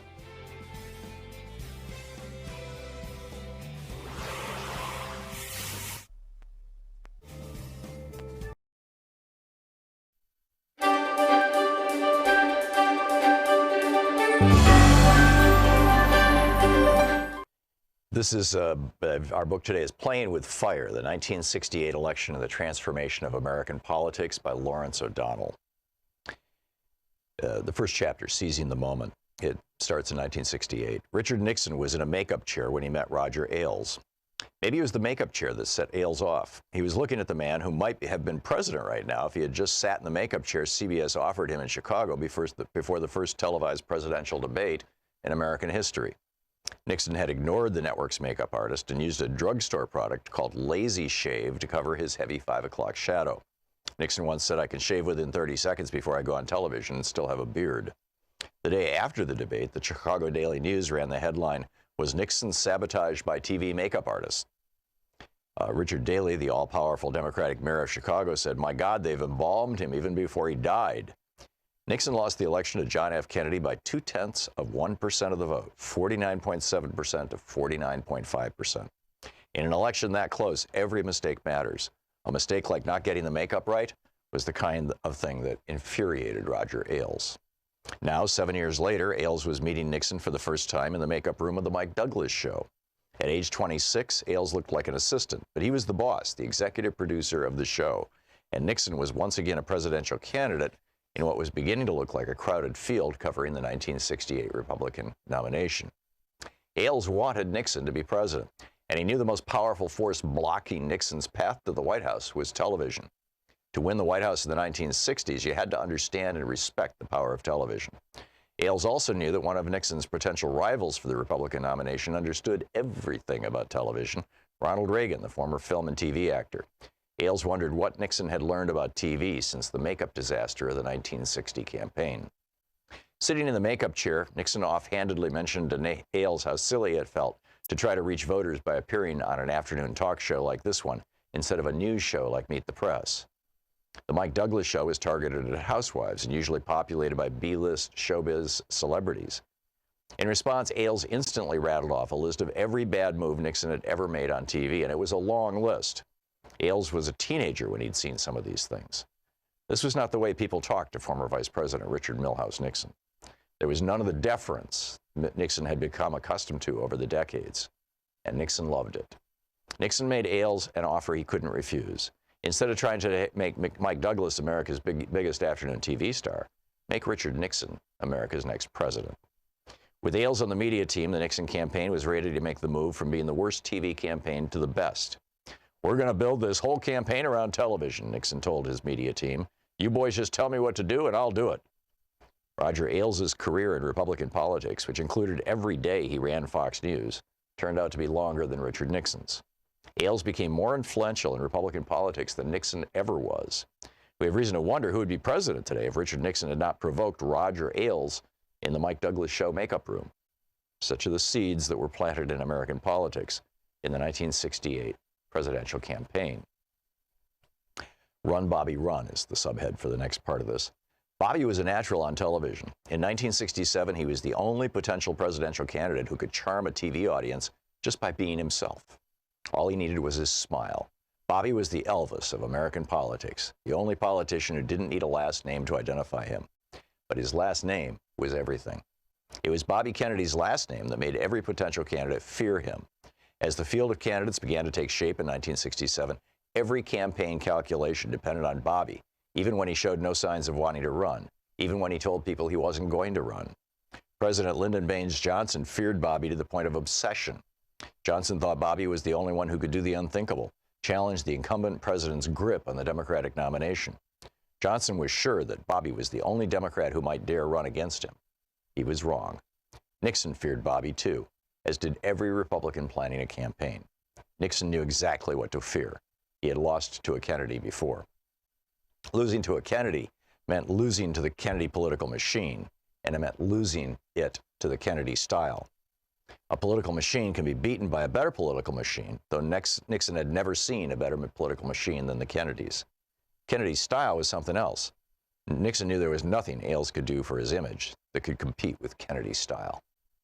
Nixon couldn't change his sharply receding hairline. At 54, he was too old to do anything but tamp down his short, dark hair as flat as possible on his head.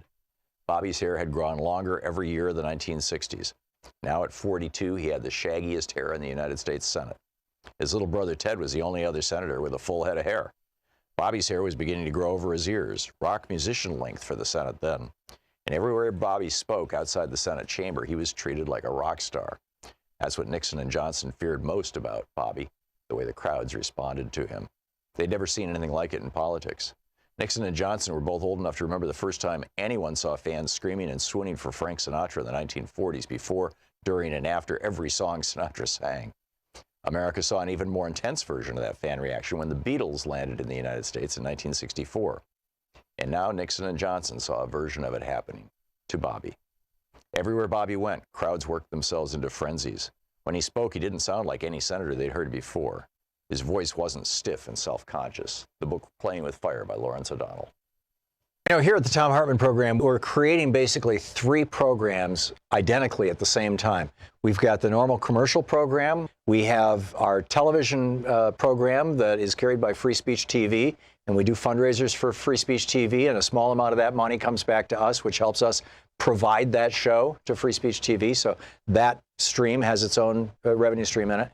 And then we also provide a nonprofit radio show with no commercial. And I didn't know what was going on. A number of people now have tweeted to me about what's going on, and one social worker actually sent me a note. I'm a social worker for the county of San Diego, where it's called CalFresh. We received an email from the U.S. Department of Agriculture. It seemed like it was propaganda from George Orwell's 1984, because the first sentence blamed the Democratic Congress for shutting down the federal government. Went on to say that February benefits would be issued around January 20th, and then after that there would be no funds. And this is apparently what's going on, is that they're sending out February's food stamps now because there's no more money after that. They won't be able to do it in February if the Trump shakedown continues. So, you know, the shakedown is rolling along. Meanwhile, time for Geeky Science. The Lancet Medical Journal, the British Medical Journal, commissioned a major report. This is a 3-year collaboration among experts from 16 different countries. And they concluded that our food systems are faulty, and that they're causing climate change, and that it has created a crisis for our civilization. The Commission's report calls for a dramatic reduction in the consumption of meat and dairy, and a sharp increase in plant-based foods. And I mean, they're talking, you know, really, really serious stuff here. More than 800 million people have insufficient food, while many more consume an unhealthy diet that contributes to premature disease and death. And we need to significantly change our global food system on a scale not seen before in ways appropriate to each country's circumstances. For example, they're saying that the dominant diets of the last 50 years are a major contributor to climate change, and that we're getting bad nutrition from it. It's killing us, the way that we're eating. They said that we should take all red meat out of our diet, that we should, if we're going to eat any meats at all, it should be poultry and seafood, and it should be very, very small amounts. And that we should be living on fruits, vegetables, whole grains, legumes, nuts, and unsaturated oils. The Mediterranean diet, basically, writ large. So, our geeky science for the day. Sheila in Talent, Oregon. Hey, Sheila, what's on your mind today? Yeah, thanks for taking my call. It sounds like several of the callers are suffering from what I'm suffering from, post-Twitter stress disorder. Right. Thanks to Trump, we have a new condition. And I think, for me, I have to take some action, and people can take action in so many ways. And I think there are some very good stories that were told, and they're personal, and if these people would take their personal stories to their senators or to, for me, I'm going after all the Republicans. I've got a list of several of them here, and I'd make a call or a message 2 or 3 of them a day, and then I feel better. Yeah. Maybe they're not listening, but I guarantee that I'm not the only one. And when I was involved in political action in the past, our mantra was one letter was the same as 1,000, and that's the way every politician looked at them. 1,000 people with the same feelings. And that's true. A telephone call, 100. And so it gives you something. It makes you feel, okay, less victimized. And for the shutdown, for the gentleman that felt that maybe they should just give in to him because he'd show his incompetence anyway, every time. So if we start giving in, if Pelosi says, okay, we'll give him the 5,000, what next? When does his next act of terrorism against the people happen? Because this is an act of terrorism. And maybe that's it's political terrorism. It's being used against innocent people. It is trickling down. It is now trickled down. I hate that term because it's out of Reagan. But it's now affecting some people in my family. It's definitely going to affect my new neighbor. She works for the VA. There are people, there are neighbors, there are families, there are friends. If we can't speak up for them, and if people are less comfortable calling their senators, because people call your show, they feel it's a non-hostile place to call unless they want to argue with you. You can message on Facebook a lot of these people and put your argument out there. With McConnell, I ended it by saying maybe it's time for another Republican to take the majority position in the Senate, that he shows himself to be lacking leadership or any backbone. Yeah. He's shown his loyalty to the president. Show it to the people. Yeah, amen. And he's up for re-election, and so I think that's probably the main reason he's sucking up to Trump. I think he's going to go. Yeah, we'll see. But your point that political activism is the antidote to despair or despondency or concern or anxiety is so true, Sheila. If you're freaked out, do something. And even if it's just sharing something on Facebook or going next door and talking to your neighbor or calling a friend and sharing with other people, how you're getting your information, what you're learning, what you know. It's really, really good stuff. And there's a lot of great organizations out there, moveon.org, movetoamend.org, Progressive Democrats of America, PDAmerica.org, et cetera, et cetera. Sheila, thank you. Well said. Warren in Missouri City, Texas. Hey, Warren, what's up? Hey, Tom. Thanks for taking my call. I just wanted to point out that I think we've missed the boat on the shutdown. Okay. First off, if we say Trump's shutdown, Trump supporters are going to rally behind this. And I think it misses a bigger point.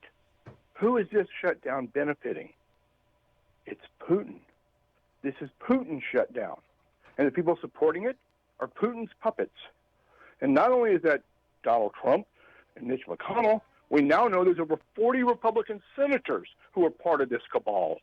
Yeah. Because they voted to reopen Russian business. Yep. Yeah, it's or to cut the sanctions. By the way, the House just had a vote on that, and only 53 Republicans voted to cut the sanctions on Oleg Deripaska's aluminum and steel companies.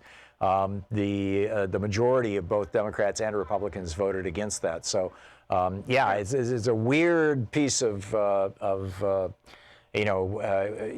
Mitch McConnell and friends, all these senior Republicans, John Cornyn and whatnot, they're all voting to end the sanctions against Russian oligarchs. It's pretty breathtaking.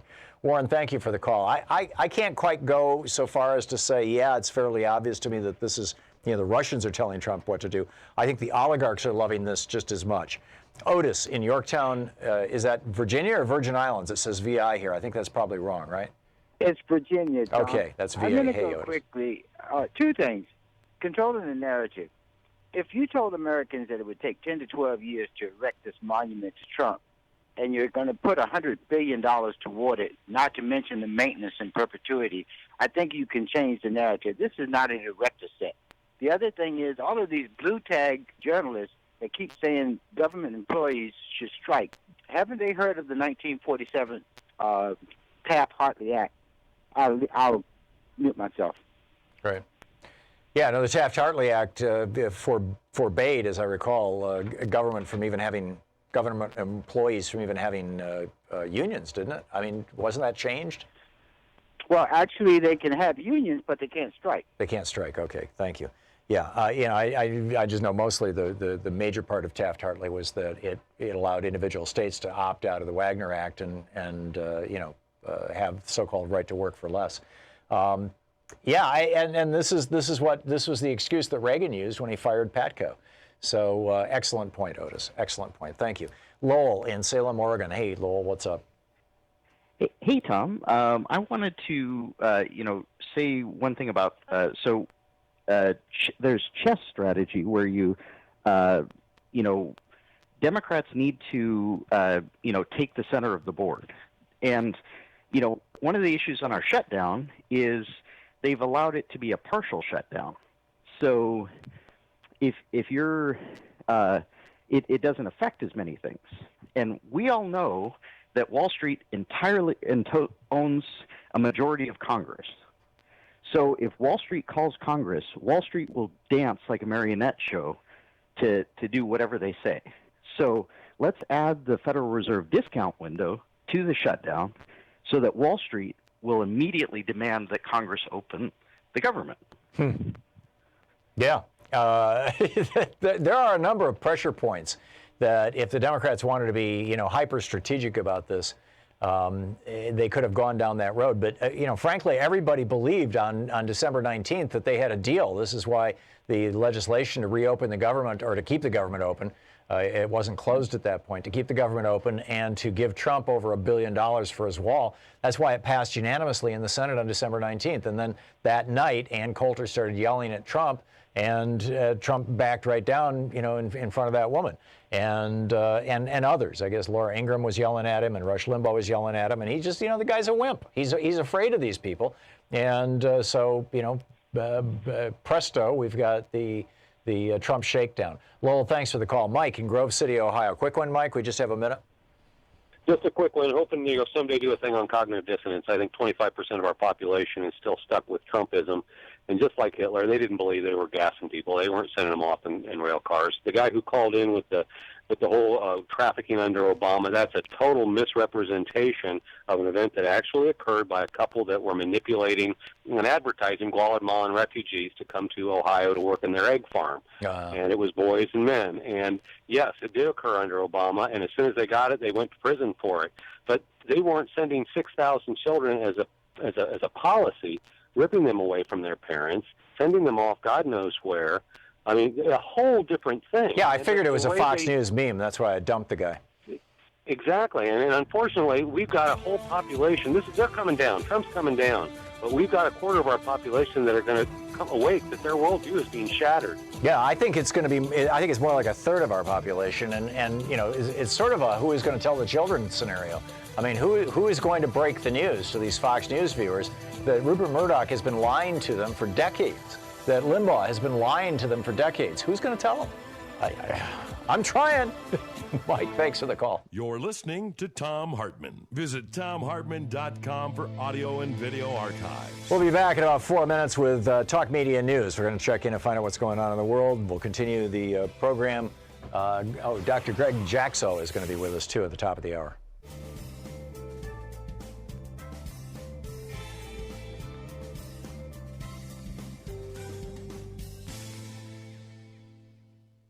And welcome back. Roger in Iowa Park, Texas. Hey, Roger, what's up? Yes, I had a question. You had a caller earlier that was mentioning a federal worker back pay apparently needing legislation to guarantee that happen. Is that true? Well, yes and no. There are some federal workers who will automatically get their back pay. There's other federal workers where, in particular, where they've been furloughed, told not to show up for work, where they therefore might not be eligible for back pay. And that's the legislation that Nancy Pelosi got out of the House that would have made sure that those people got their back pay. There's still nothing, to the best of my knowledge, that is compensating people who are contractors, people who work for organizations that simply aren't getting work right now. It'll make quite the scene if federal workers have mortgages start going into delinquency on the media. Yeah. I think we're just a week or two away from that, and you've got 4 banks now that have come out and said that they'll cut people a little slack if they're federal employees. It's breathtaking that Donald Trump would have this shakedown going on, and that the people who are most harmed by his shakedown are, now we've got corporations stepping up to help them. I mean, it's bizarre. Roger, thank you for the call. Richard in Alamosa, Colorado, watching Free Speech. Hey, Richard, what's up?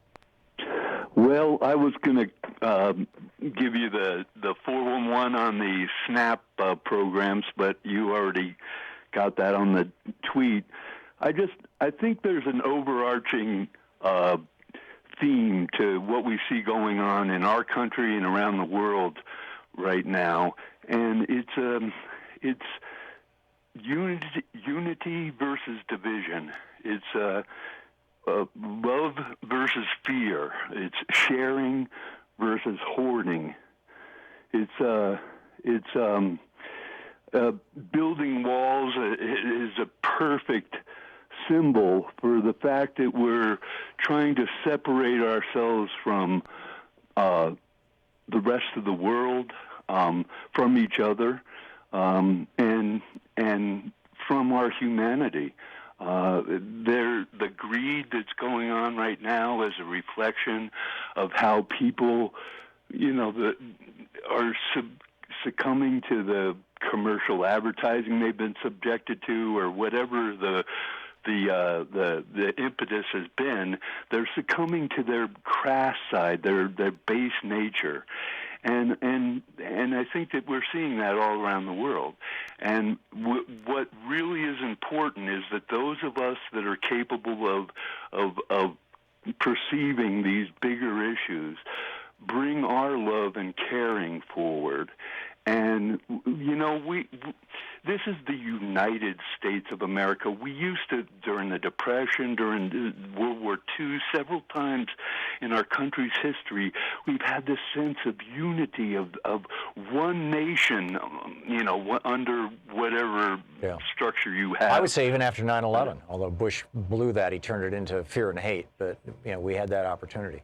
Exactly, and what we need, the Russians are trying to divide us. That's what Putin's strength is to divide people. The Russian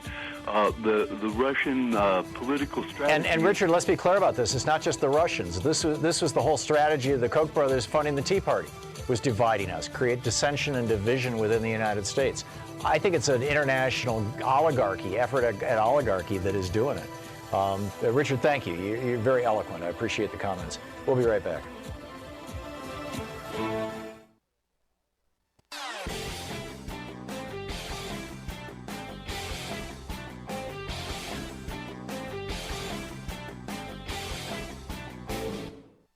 Here at the Thom Hartmann Program, we're creating basically 3 programs identically at the same time. We've got the normal commercial program. We have our television program that is carried by Free Speech TV, and we do fundraisers for Free Speech TV, and a small amount of that money comes back to us, which helps us provide that show to Free Speech TV. So that stream has its own revenue stream in it. And then we also provide a nonprofit radio show with no commercials in it that's completely nonprofit compliant to our Pacifica affiliates, to the stations all over the country, nonprofit stations. We pay for that one because we don't charge them by your support at Patreon. And in exchange for that, over on Patreon, you can get the full 3-hour show, archives of the show, and special clips like this amazing clip that we're just now putting up about 6 ways America is becoming a third world country. Check it out, patreon.com/Thom Hartmann. Thanks so much for watching, and I hope this clip was useful to you, and thanks so much for supporting our program. Want to connect with the show online? You can find the Thom Hartmann Program. Let's check in with Talk Media News and find out what's going on in the world today. This report brought to you by goatsfortheoldgoat.com and Ellen Ratner's new book, Loving What You Do. Online with us is the author of Sideswiped, former Congressman Bob Ney. Bob, welcome back. What's going on in the world? Well, thank you, Tom. It's kind of a historic day, I would say, for Speaker Pelosi, because all of the Republicans unanimously supported a continuing resolution to open the government back up. Technically. Really? I don't know if you've in the House of Representatives, you mean? Yes. What happened was, and I'm being facetious, technically they did. Congressman Clyburn was, presiding with Congressman Butterfield. Mm-hmm. And then Congressman Hoyer had to step into the fray of it when the battle began, because what happened was that a continuing resolution with unanimous consent was brought forth. And as a result, if there are no objections to that, then it's passed, and a motion to lay it on the table is set aside. So it passes, right? Right. So somebody was asleep at the switch, and they didn't. You got to stand up and yell. I object. So no Republicans objected, and thus it passed by unanimous consent. So yes, technically the Republicans have, by unanimous consent, reopened the government. Now, they then said, look, we yelled, and Steny Hoyer said, if in fact we would have heard that, we would have made the motion, because, why wouldn't you? Right. Well, then the Republicans wanted to bring members back who had already left the Capitol. So there were plenty of people around, I think, when this happened, And I just think it's kind of ironic. Technically, they are on record now. Of course, they'll clarify with the congressional record, but unanimous consent.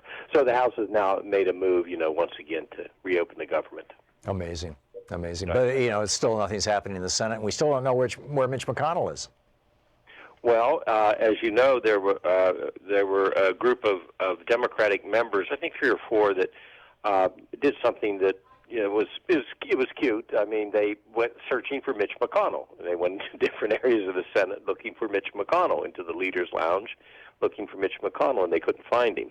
But I think that in the serious note, the key, of course, is Mitch McConnell, and how will he react once members continue to get the heat? Because the president, Tom, has to choose between the wall or the economy, because this is starting to obviously unravel in many ways the effect of the shutdown. Right. And it will unravel. It will affect a lot of things in different parts of the stock market. So the president's got to choose on that.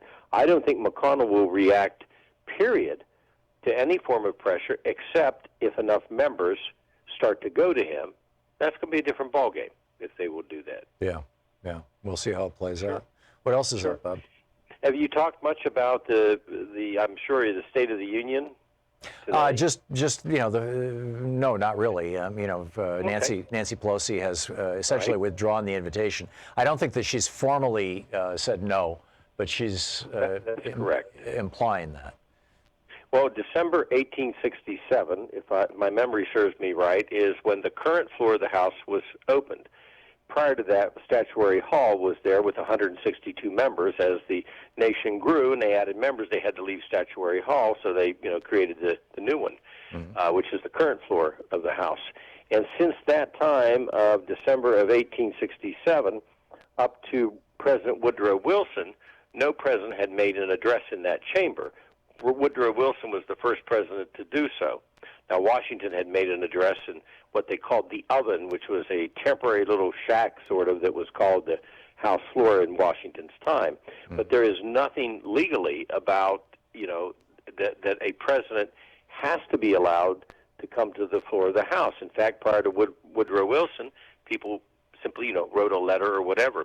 Yeah. And by the way, one of the reasons that, I've been through, the State of the Unions, and there's a lot of pomp and circumstance. One of the reasons, though, that it was frowned upon until Wilson's time was because they considered it too much like a king arriving. Yeah, speaking to his subjects. Yeah. And, exactly. which is exactly what Trump wants. But yeah, the Constitution simply says that the president shall, from time to time, inform Congress of the State of the Union. I mean, it doesn't specify a time, a date, a place, a method. Thomas Jefferson had a high, squeaky voice and was embarrassed to speak in public. He submitted all of his in writing, for example. Right. Now, with Speaker Pelosi, although the security is put together, a long while before, she's mentioned that, of course, in there, but I think she's also pushing the president's buttons. Yeah, what of course. I think she's doing. Let's face it, How do you think this is going to play out, Bob? With the State of the Union or the wall? No, the shakedown, Trump's shakedown. He either goes for the emergency. If he doesn't go for the emergency, because if he goes for the emergency, the shutdown's over with because he'll say, I don't need it. Then he fights the court, to see if this is what I was predicting a week ago, but it didn't happen. Yeah, but it didn't happen, so now he's holding out. I think eventually this gets to the point where they're going to go around him. I assume enough pressure builds, they want to finish this and get it done with and move on, and then he would probably choose to not veto it, but to say, okay, I'm going to go along with this, but I'm going to continue to get my wall somewhere else, Right. I just didn't think it would go on this long, Tom. Yeah, neither did I. So you think that Mitch McConnell eventually is going to hold a vote on that? I think. He doesn't care right now, but if his members care, he will care. Yeah. Oh, man. Bob Ney with Talk Media News, the author of Sideswipe. Thank you, Bob. Thank you, Tom. Great talking with you. Stick around in the next hour. We've got Dr. Greg Jackso coming in. He's the former chairman of the Nuclear Regulatory Commission. We're going to talk about what's really going on with nuclear power. Stick around. You're listening to Thom Hartmann.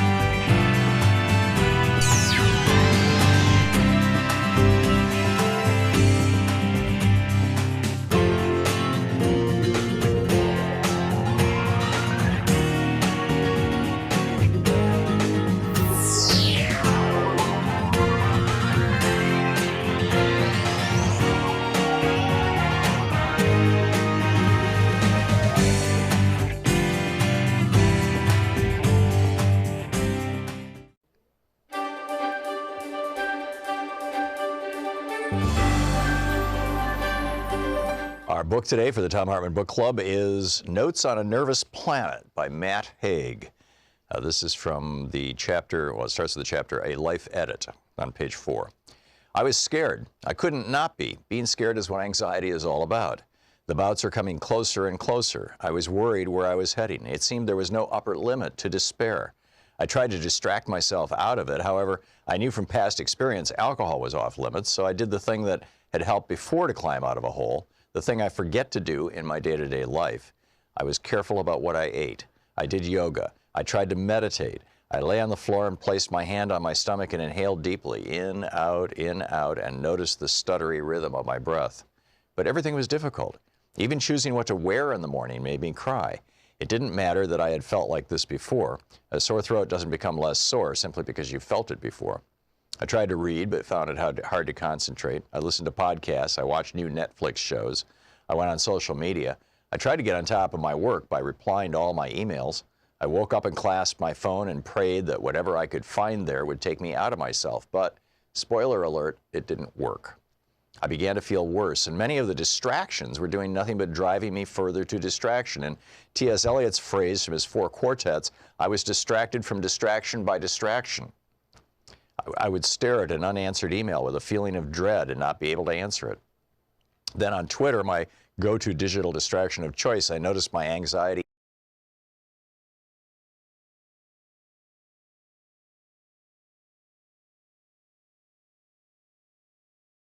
intensify. Even just passively scrolling my timeline felt like an exposure of a wound. I read news websites, another distraction, and my mind couldn't take it. The knowledge of so much suffering in the world didn't help put my pain in perspective. It just made me feel powerless and pathetic that my invisible woes were so paralyzing that when there were so many visible woes in the world. My despair intensified. So I decided to do something. I disconnected. I chose not to look at social media for a few days. I put an auto response on my emails too. I stopped watching or reading the news. I didn't watch TV. I didn't watch any music videos. Even magazines I avoided.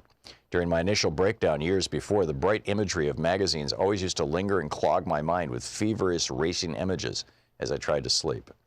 I left my phone downstairs when I went to bed. I tried to get outside more. My bedside table was cluttered with a chaos of wires and technology and books I wasn't really reading.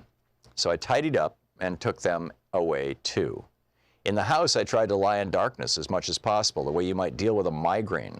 I had always, since I was first suicidally ill in my 20s, understood that getting better involved a kind of life edit, a taking away. As the minimalist advocate Fumio Sasaki put it, there's a happiness in having less. In the early days of my first experience of panic, the only things I had taken away were booze and cigarettes and strong coffees. Now, though, years later, I realized that a more general overload was the problem, a life overload, and certainly a technology overload. The only real technology I interacted with during this present recovery, aside from the car and the cooker, were yoga videos on YouTube, which I watched with the brightness turned low. The anxiety didn't miraculously disappear, of course not. Unlike my smartphone, there is no slide to power off function for anxiety. But I stopped feeling worse. I plateaued.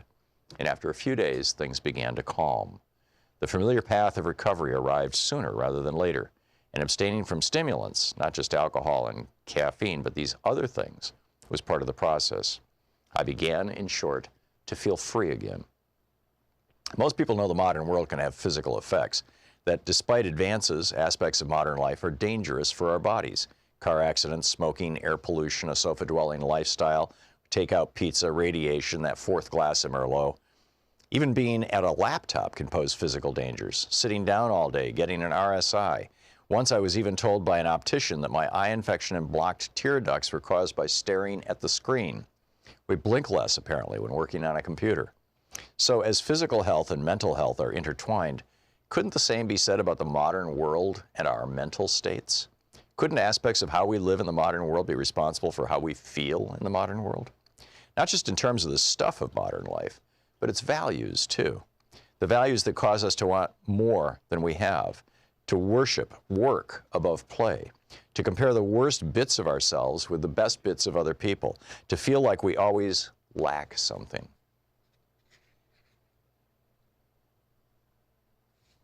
And as I grew better day by day, I began to have an idea about a book. This book right here. I've already written about my mental health and reasons to stay alive, but the question now was not why should I stay alive? The question this time was a broader one. How can we live in a mad world without ourselves going mad? As I began researching, I quickly found some attention-grabbing headlines for an attention-grabbing age. Of course, news is almost always designed to stress us out. If it was designed to keep us calm, it wouldn't be news, it would be yoga or a puppy. So there's an irony about news companies reporting on anxiety while also making us feel anxious. Anyway, here are some of the headlines. Stress and social media fuel mental health crisis among girls, from The Guardian. Chronic loneliness is a modern-day epidemic, from Forbes. Facebook may make you miserable, says Facebook, Sky News. Steep rise in self-harm among teenagers, from the BBC. And on it goes. The book Notes on a Nervous Planet by Matt Haig. You know, here at the Thom Hartmann Program, we're creating basically 3 programs identically at the same time. We've got the normal commercial program. We have our television program that is carried by Free Speech TV, and we do fundraisers for Free Speech TV, and a small amount of that money comes back to us, which helps us provide that show to Free Speech TV. So that stream has its own revenue stream in it. And then we also provide a nonprofit radio show with no commercials in it that's completely nonprofit compliant to our Pacifica affiliates, to the stations all over the country, nonprofit stations. We pay for that one because we don't charge them. by your support at Patreon. And in exchange for that, over on Patreon, you can get the full 3-hour show, archives of the show, and special clips like this amazing clip that we're just now putting up about 6 ways America is becoming a third world country. Check it out, patreon.com/Thom Hartmann. Thanks so much for watching, and I hope this clip was useful to you, and thanks so much for supporting our program. Want to connect with the show online? You can find the Thom Hartmann Program on Facebook, Twitter, and Instagram.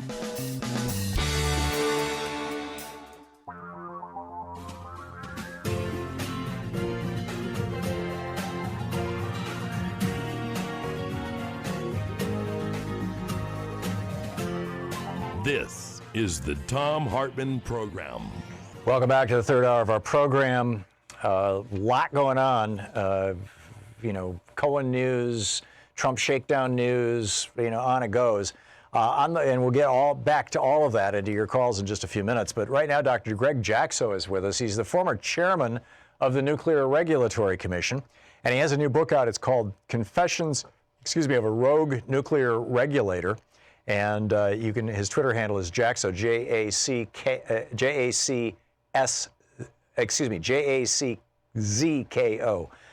Dr. Jaczko, welcome to the program.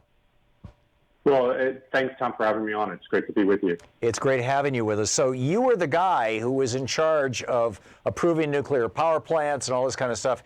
You write in your book that I know nuclear power is a failed technology. Did you know that when you came into the job? Did you know that when you left the job? Do you now know that in retrospect? When did you come to that conclusion? I really came to that conclusion about partway through the time that I was chairman, when I dealt with a very significant nuclear power plant accident in Japan, the Fukushima power plant accident that happened when there was a massive earthquake followed by a tsunami, and 4 reactors there had very, very significant releases of radiation. So it was really at that point that I realized that all the hypothetical discussions about accidents and possible bad things that could go wrong were real. And I just came to realize that 100,000 people being evacuated from their homes was not the right way or the right kind of thing that should happen when you generate electricity. So what's the state of the nuclear industry in the United States? You mentioned Fukushima. As I recall, those are called General Electric Mark II boiling water reactors. And that there's 50 or thereabouts of those in the United States?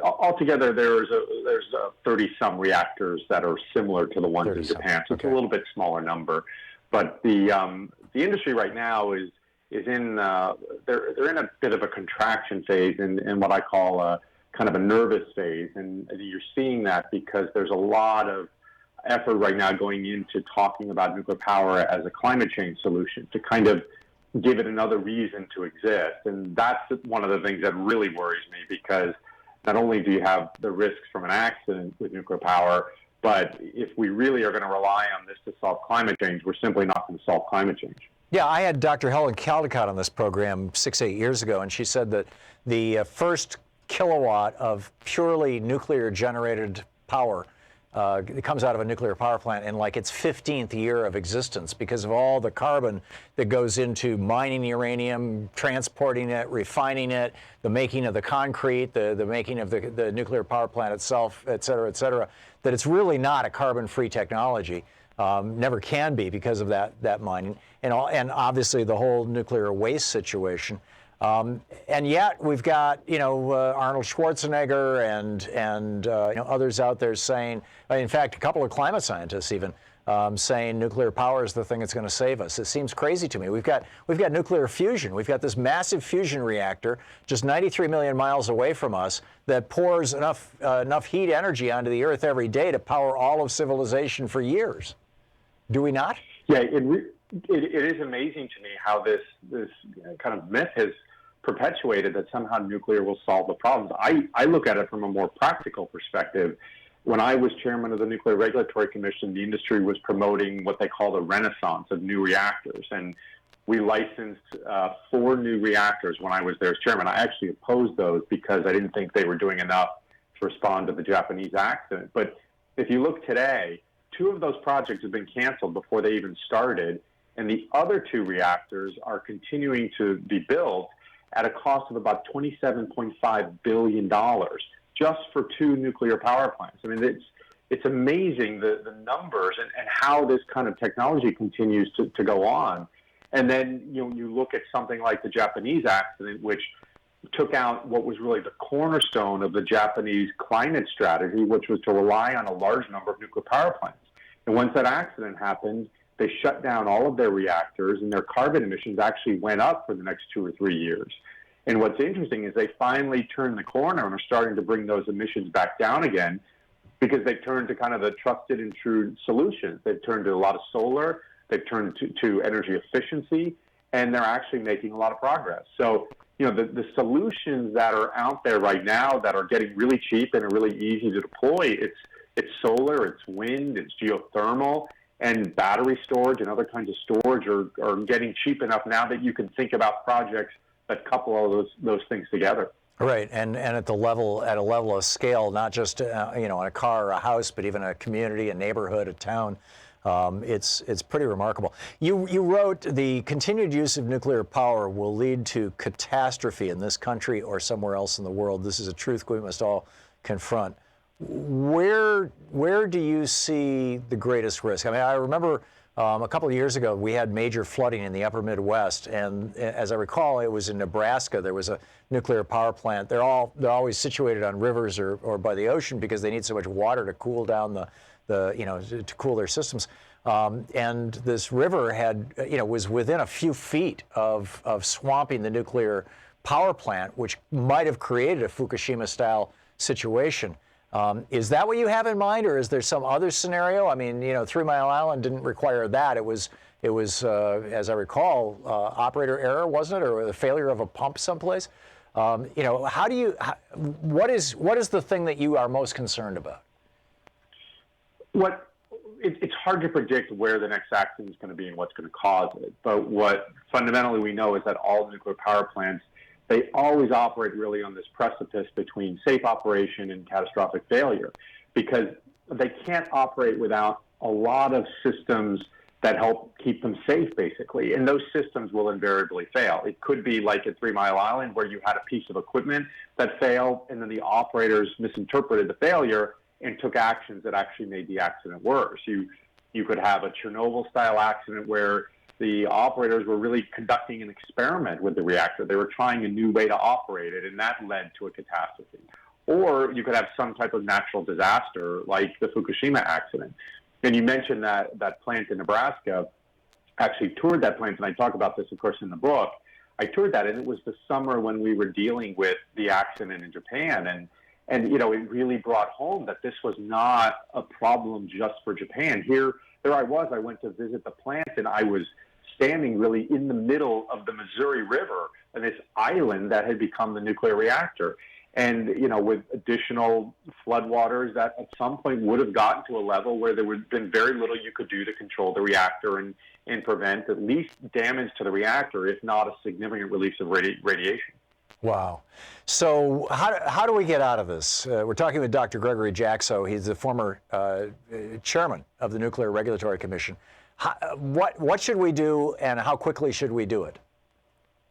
The good thing right now is that the alternative solutions are really the cheapest solutions. So the best thing we can do is to really just let the market decide. Let the market go on and figure out the cheapest way to generate carbon-free electricity. And if you do that, the answers are obvious. It's solar, it's wind, it's all of these technologies. So isn't the first step there then to eliminate I think it's $300 billion a year that we're subsidizing the fossil fuel industry? Yeah, I mean, those are the first things you do is you have to get rid of subsidies, level the playing field, and the right technologies are going to win.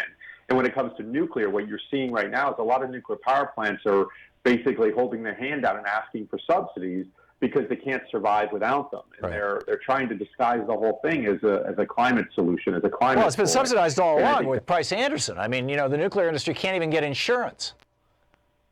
That's another piece that's always been there, that you cannot insure these reactors without a government backing. And there's a program, as you mentioned, called Price Anderson, which provides really a huge subsidy because, without Price-Anderson, probably there would be no nuclear power plants operating. So, they've done, they've served a purpose. They've kept a lot of carbon emissions. They've kept a lot of harmful air emissions, off out of the air, out of the atmosphere. But right now, there are alternatives, and those alternatives are in most cases cheaper or getting cheaper to the point where in a few years they'll be much cheaper. So all we have to do really is let the market work, let it do the right thing, and just get out of the way. Yeah, if we got out of the way of the subsidies. Dr. Greg Jaczko, the former chairman of the Nuclear Regulatory Commission, his new book, Confessions of a Rogue Nuclear Regulator. Dr. Jaczko, thanks for dropping by. Thanks, enjoyed it. Great talking with you. We'll be right back. This is the Thom Hartmann Program. Back with more of the news of the day and your calls in just a moment. It's 16 minutes past the hour.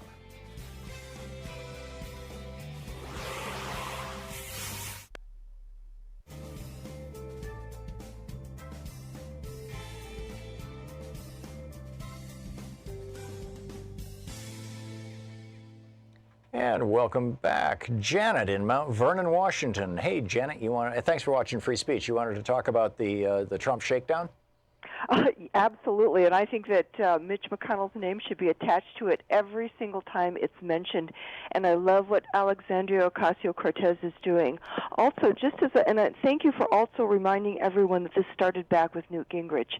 And I don't know if you've had this author on before, but I read a book recently called Listen Liberal by Thomas Frank. Oh yeah, we did a Conversations with Great Minds with Thomas. You can find it over at conversationswithgreatminds.com. It did a half hour with him. There, so many things, and I know that a lot of this goes back to Reagan, but Thomas Frank explains how a lot of this also, and you're probably going to be angry with me, but it rests clearly with the Clintons, with Bill Clinton. Yeah, no, it goes back to Bill Clinton. Bill Clinton was the guy who brought neoliberalism into the Democratic Party. So I'm wondering about Gingrich. This guy seemed to spring out of nowhere, just like Thomas Frank. Also, I think he believes that what's happening now is real. The whole Tea Party thing was fake. It was fake. It was funded by billionaires. We know that. Yep. And these people are just suckers. There's no way that people roll up in buses like that unless someone else is paying for it. Especially to protest against their own Medicare. Exactly. Now, also this shutdown, and when you talk, I think this is exactly where's Grover Norquist. This is exactly what he dreamed of. Yep. He seems to have disappeared. This is maybe Mitch is hiding out in Grover's office under his desk. I don't know, but I highly recommend Listen Liberal, and another book that I read about 2 years ago, and I actually want to reread it, is something called The Devil's Chessboard by David Talbot. Yes. And it's about the secret government that we have. It seems like we have two governments, but now all they serve is really the billionaire class. We don't matter, and that's why I love. And I do believe it has to happen from within the Democratic Party. These changes and these people that are getting in there. It's going to be a long haul, but I greatly admire them, and I love what is going on, and I hope that they continue because. It's going to be ugly otherwise. It's really, what is going on, and then the direction that we're going is a nation full of, what does Ann Coulter want? Does she want people, when they get old, out begging and eating dog food and digging through trash? Is that what's the end game? I think so. I think that what these conservatives are trying to do is recreate 19th century England here in the United States, where 95% of the population was poor, and there were actually laws that prevented employers from paying over a certain amount. There were maximum wage laws in order to guarantee that most of the population was in poverty. And they viewed that as a form of social control. It prevented people from being affluent enough that they would feel safe to protest. You've got kids right now who can't protest because they're afraid they'll lose their student loans. That was not the case in the 1970s. So what they do is they're using basically impoverishment as a tool of social control, in my opinion. You are absolutely correct, and I agree with you 100%, and this has got to change. And I love when they say that and you say it to the billionaires, they need to start paying their fair share, and they are not. Yeah, amen. Janet, I got to run, but spot on. Yeah, in fact, Thomas Frank so nails how, when Al Fromm and Bill Clinton got together and started the DLC back in 89 or 90, it was the beginning of the end, over a short period of time, of the Democratic Party. It was enormously destructive. Thank you, Janet.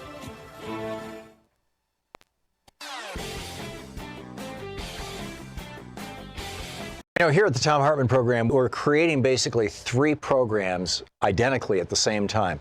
We've got the normal commercial program. We have our television program that is carried by Free Speech TV, and we do fundraisers for Free Speech TV, and a small amount of that money comes back to us, which helps us provide that show to Free Speech TV. So that stream has its own revenue stream in it.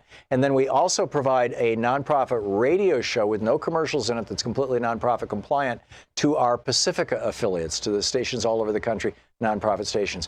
We pay for that one because we don't charge them by your support at Patreon. And in exchange for that, over on Patreon, you can get the full 3-hour show, archives of the show, and special clips like this amazing clip that we're just now putting up about 6 ways America is becoming a third world country. Check it out, patreon.com/Thom Hartmann. Thanks so much for watching, and I hope this clip was useful to you, and thanks so much for supporting our program. Want to connect with the show online? You can find the Thom Hartmann Program on Facebook, Twitter, and Instagram. Thom Hartmann here with you, and let's see here, Bill in San Diego. Hey, Bill, it says you disagree with the former chairman of the Nuclear Regulatory Commission about nuclear power? Well, I don't disagree with him on what I call U-power, which is uranium pressurized water reactors, but that's not the only game in town. We could be using thorium. Why should we be digging stuff out of the ground using massive amounts of fossil fuel to do it, transporting it hundreds or even thousands of miles, spending another small fortune and an enormous amount of fossil fuels to refine it, when we could simply put solar panels on all our roofs?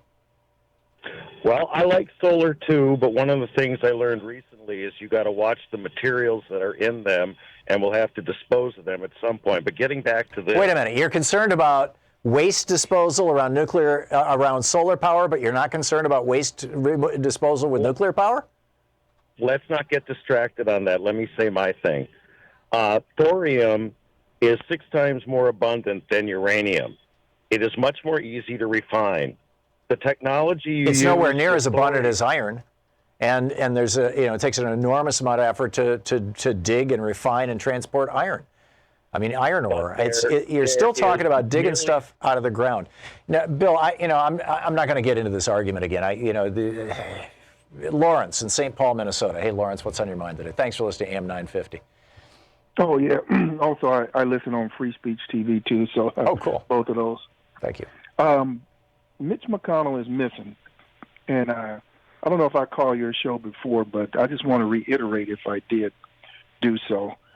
I keep doing this paper. I'm doing a thesis about the Baltic states, and the person's name that keeps coming up is Elaine Chao.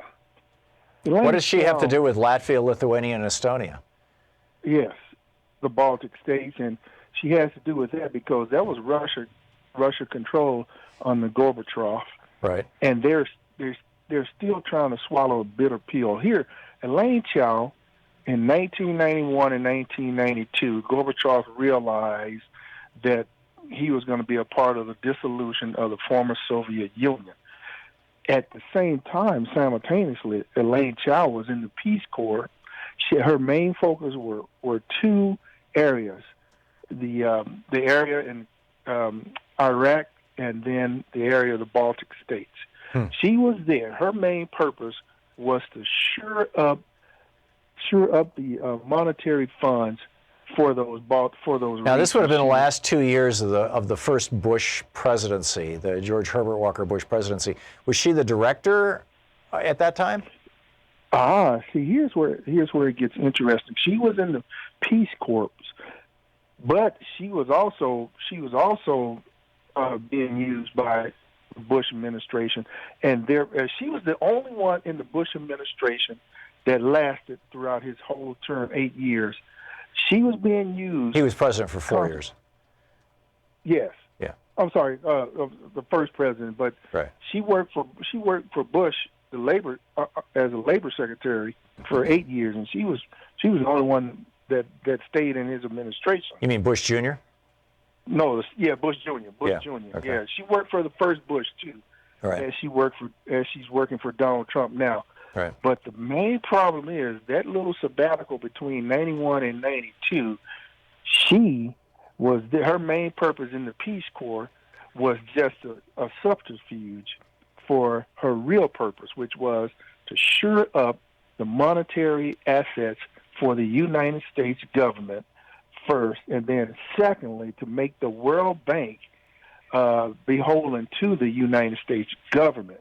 Now, Gorbachev, he realized this, and it took him these many years to destabilize it, and now he found the perfect patsy with Donald Trump to destabilize the Baltic states, thus recuperating the Soviet Union.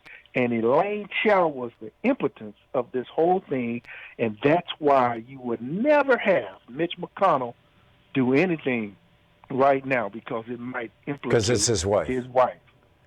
Yes. So I'm still not understanding what Elaine Chao has to do with the Baltic states. She was sent over by the Bush administration to shore up the monetary fund. Right. Now I got that. To make them stable as they came out of being part of the Soviet Union. But right. What does that have to do with today? Oh, because I think Gorbachev is still trying. He's angry because of the disillusion. Well, Putin certainly is. Gorbachev.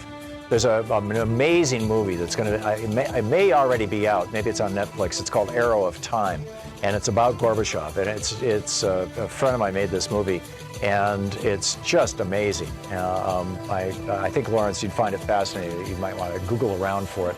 Lawrence, thanks for the call. I'm scratching my head on this one, but I'll see what I can find out. We'll be back. It's 28 minutes past the hour. You're listening to the Thom Hartmann Program. Call 202-808-9925. Back with your calls and the news of the day in just a moment. Stick around.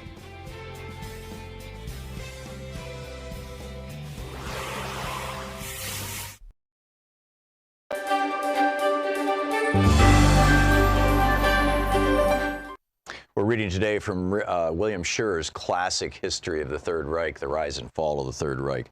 This is from Chapter 7, page 188, The Nazification of Germany, 1933 to 34. The theory which Hitler had evolved in his vagabond days in Vienna and never forgotten, that the way to power for a revolutionary movement was to ally itself with some of the powerful institutions in the state, had now worked out in practice pretty much as he had calculated. The president, backed by the army and the conservatives, had made him chancellor. His political power, though great, was, however, not complete. It was shared with these three sources of authority which had put him into office and which were outside and to some extent distrustful of the National Socialist movement. Hitler's immediate task, therefore, was to quickly eliminate them from the driver's seat, make his party the exclusive master of the state, and then with the power of an authoritarian government and its police, carry out the Nazi revolution. He had been in office scarcely 24 hours when he made his first decisive move, springing a trap on his gullible conservative captors and setting in motion a chain of events which he either originated or controlled, and which at the end of just 6 months would bring the complete Nazification of Germany and his own elevation to dictator of the Reich, unified and defederalized for the first time in German history. 5 hours after being sworn in at 5 p.m. on January 3rd, 1933, Hitler held his first cabinet meeting. The minutes of the session, which turned up at Nuremberg among the hundreds of tons of captured secret documents, reveal how quickly and adroitly Hitler, aided by the crafty Goering, began to take his conservative colleagues for a ride. Hindenburg had named Hitler to head not a presidential cabinet, but one based on a majority of the Reichstag, the parliament. However, the Nazis and the Nationalists, the only two parties represented in the government, had only 247 seats out of 538 in parliament and thus lacked a majority. To attain it, they needed the backing of the Center Party with its 70 seats. In the very first hours of the new government, Hitler had dispatched Goering to talk with the centrist leaders and now he reported to the cabinet that the center was demanding certain concessions. Goering had therefore proposed that the Reichstag be dissolved and new elections held, and Hitler agreed. Hugenberg, a man of wooden mind for all his success in business, objected to taking the center into the government, but on the other hand opposed new elections, well knowing that the Nazis, with the resources of the state behind them, might win an absolute majority at the polls and thus be in a position to dispense with his own services and those of his conservative friends. So he proposed simply suppressing the Communist Party. With its 100 seats eliminated, the Nazis and the nationalists would have a majority. But Hitler would not go so far at that moment, and it was finally agreed that the Chancellor himself would confer with the Center Party leaders on the following morning, and if the talks were fruitless, the cabinet would then ask for new elections. Hitler easily made the talks fruitless. At his request, the Center leader, Monsignor Kaas, submitted as a basis for discussion a list of questions which added up to a demand that Hitler promised to govern constitutionally. But Hitler, tricking both Kaas and his cabinet members, reported to the latter that the center had made impossible demands and that there was no chance of agreement. He therefore proposed that the president be asked to dissolve the Reichstag and call new elections. Hugenberg and Papen were trapped. After a solemn assurance that from the Nazi leader that the cabinet would remain unchanged, however, the elections turned out, they agreed to go along with him. New elections were set for March 5th. For the first time in the last relatively free election Germany was to have, the Nazi Party would now employ all the vast resources of the government to win votes. Goebbels was jubilant. Now it will be easy, he wrote in his diary on February 3rd, to carry on the fight, for we can call on all the resources of the state. Radio and press are at our disposal. We shall stage a masterpiece of propaganda, and this time, naturally, there is no lack of money. The big businessmen, pleased with the new government that was going to put the organized workers in their place and leave management to run its business as it wished, were asked to cough up. This they agreed to do at a meeting on February 20th at Goering's Reichstag President's Palace, at which Dr. Schott acted as host, and Goering and Hitler laid down the line to a couple of dozen of Germany's leading magnates, including Krupp, von Bohlen, who had become an enthusiastic Nazi overnight, Bosch and Schnitzler of IG Farben, and Vogler, head of the United Steelworks. The record of this secret meeting has been preserved. Hitler began a long speech with a sop to the industrialists. Private enterprise, he said, cannot be maintained in an age of democracy. It is conceivable only if the people have a sound idea of authority and personality. All the worldly goods we possess we owe to the struggle of the chosen. We must not forget that all the benefits of culture must be introduced more or less with an iron fist. He promised the businessmen that he would eliminate the Marxist and restore the Wehrmacht, the German army, which was of special interest to such industries as Krupp, United Steel, and IG Farben, which stood to gain the most from the rearmament. Now we stand before the last election, Hitler concluded, and he promised his listeners that regardless of the outcome, there will be no retreat. If he did not win, he would stay in power, quote, by other means with other weapons, end quote. Goering, talking more to the immediate point, stressed the necessity of financial sacrifices, which surely would be much easier for industry to bear if it realized that the election of March the 5th will surely be the last one for the next 10 years, probably even for the next 100 years. All this was made clear to the assembled industrialists, and they responded with enthusiasm to the promise of the end of the infernal elections, the end of democracy, the end of disarmament. The book, The Rise and Fall of the Third Reich, by William Shearer. You know, here at the Thom Hartmann Program, we're creating basically 3 programs identically at the same time. We've got the normal commercial program. We have our television program that is carried by Free Speech TV, and we do fundraisers for Free Speech TV, and a small amount of that money comes back to us, which helps us provide that show to Free Speech TV. So that stream has its own revenue stream in it. And then we also provide a nonprofit radio show with no commercials in it that's completely nonprofit compliant to our Pacifica affiliates, to the stations all over the country, nonprofit stations. We pay for that one because we don't charge them by your support at Patreon. And in exchange for that, over on Patreon, you can get the full 3-hour show, archives of the show, and special clips like this amazing clip that we're just now putting up about 6 ways America is becoming a third world country. Check it out, patreon.com/Thom Hartmann. Thanks so much for watching, and I hope this clip was useful to you, and thanks so much for supporting our program. Want to connect with the show online? You can find the Thom Hartmann Program on Facebook, Twitter, and Instagram.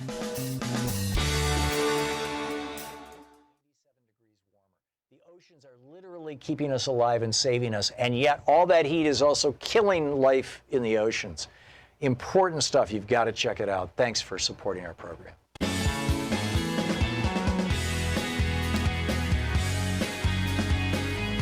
Welcome back. I just saw, and I just want to toss this out to y'all and see if anybody knows anything more about this. I just tweeted it out also saying, does anybody know about this? Somebody tweeted to me a blog that is over at the West Virginia, I'm guessing the University of West Virginia blog.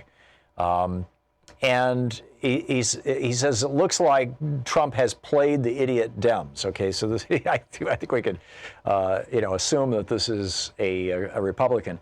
He says, as President Trump suckered Democrats and the deep state into a trap that will enable a radical downsizing of the federal bureaucracy, in only 5 more days, the already longest government shutdown in history, a heretofore obscure threshold will be reached, enabling permanent layoffs of bureaucrats furloughed 30 days or more.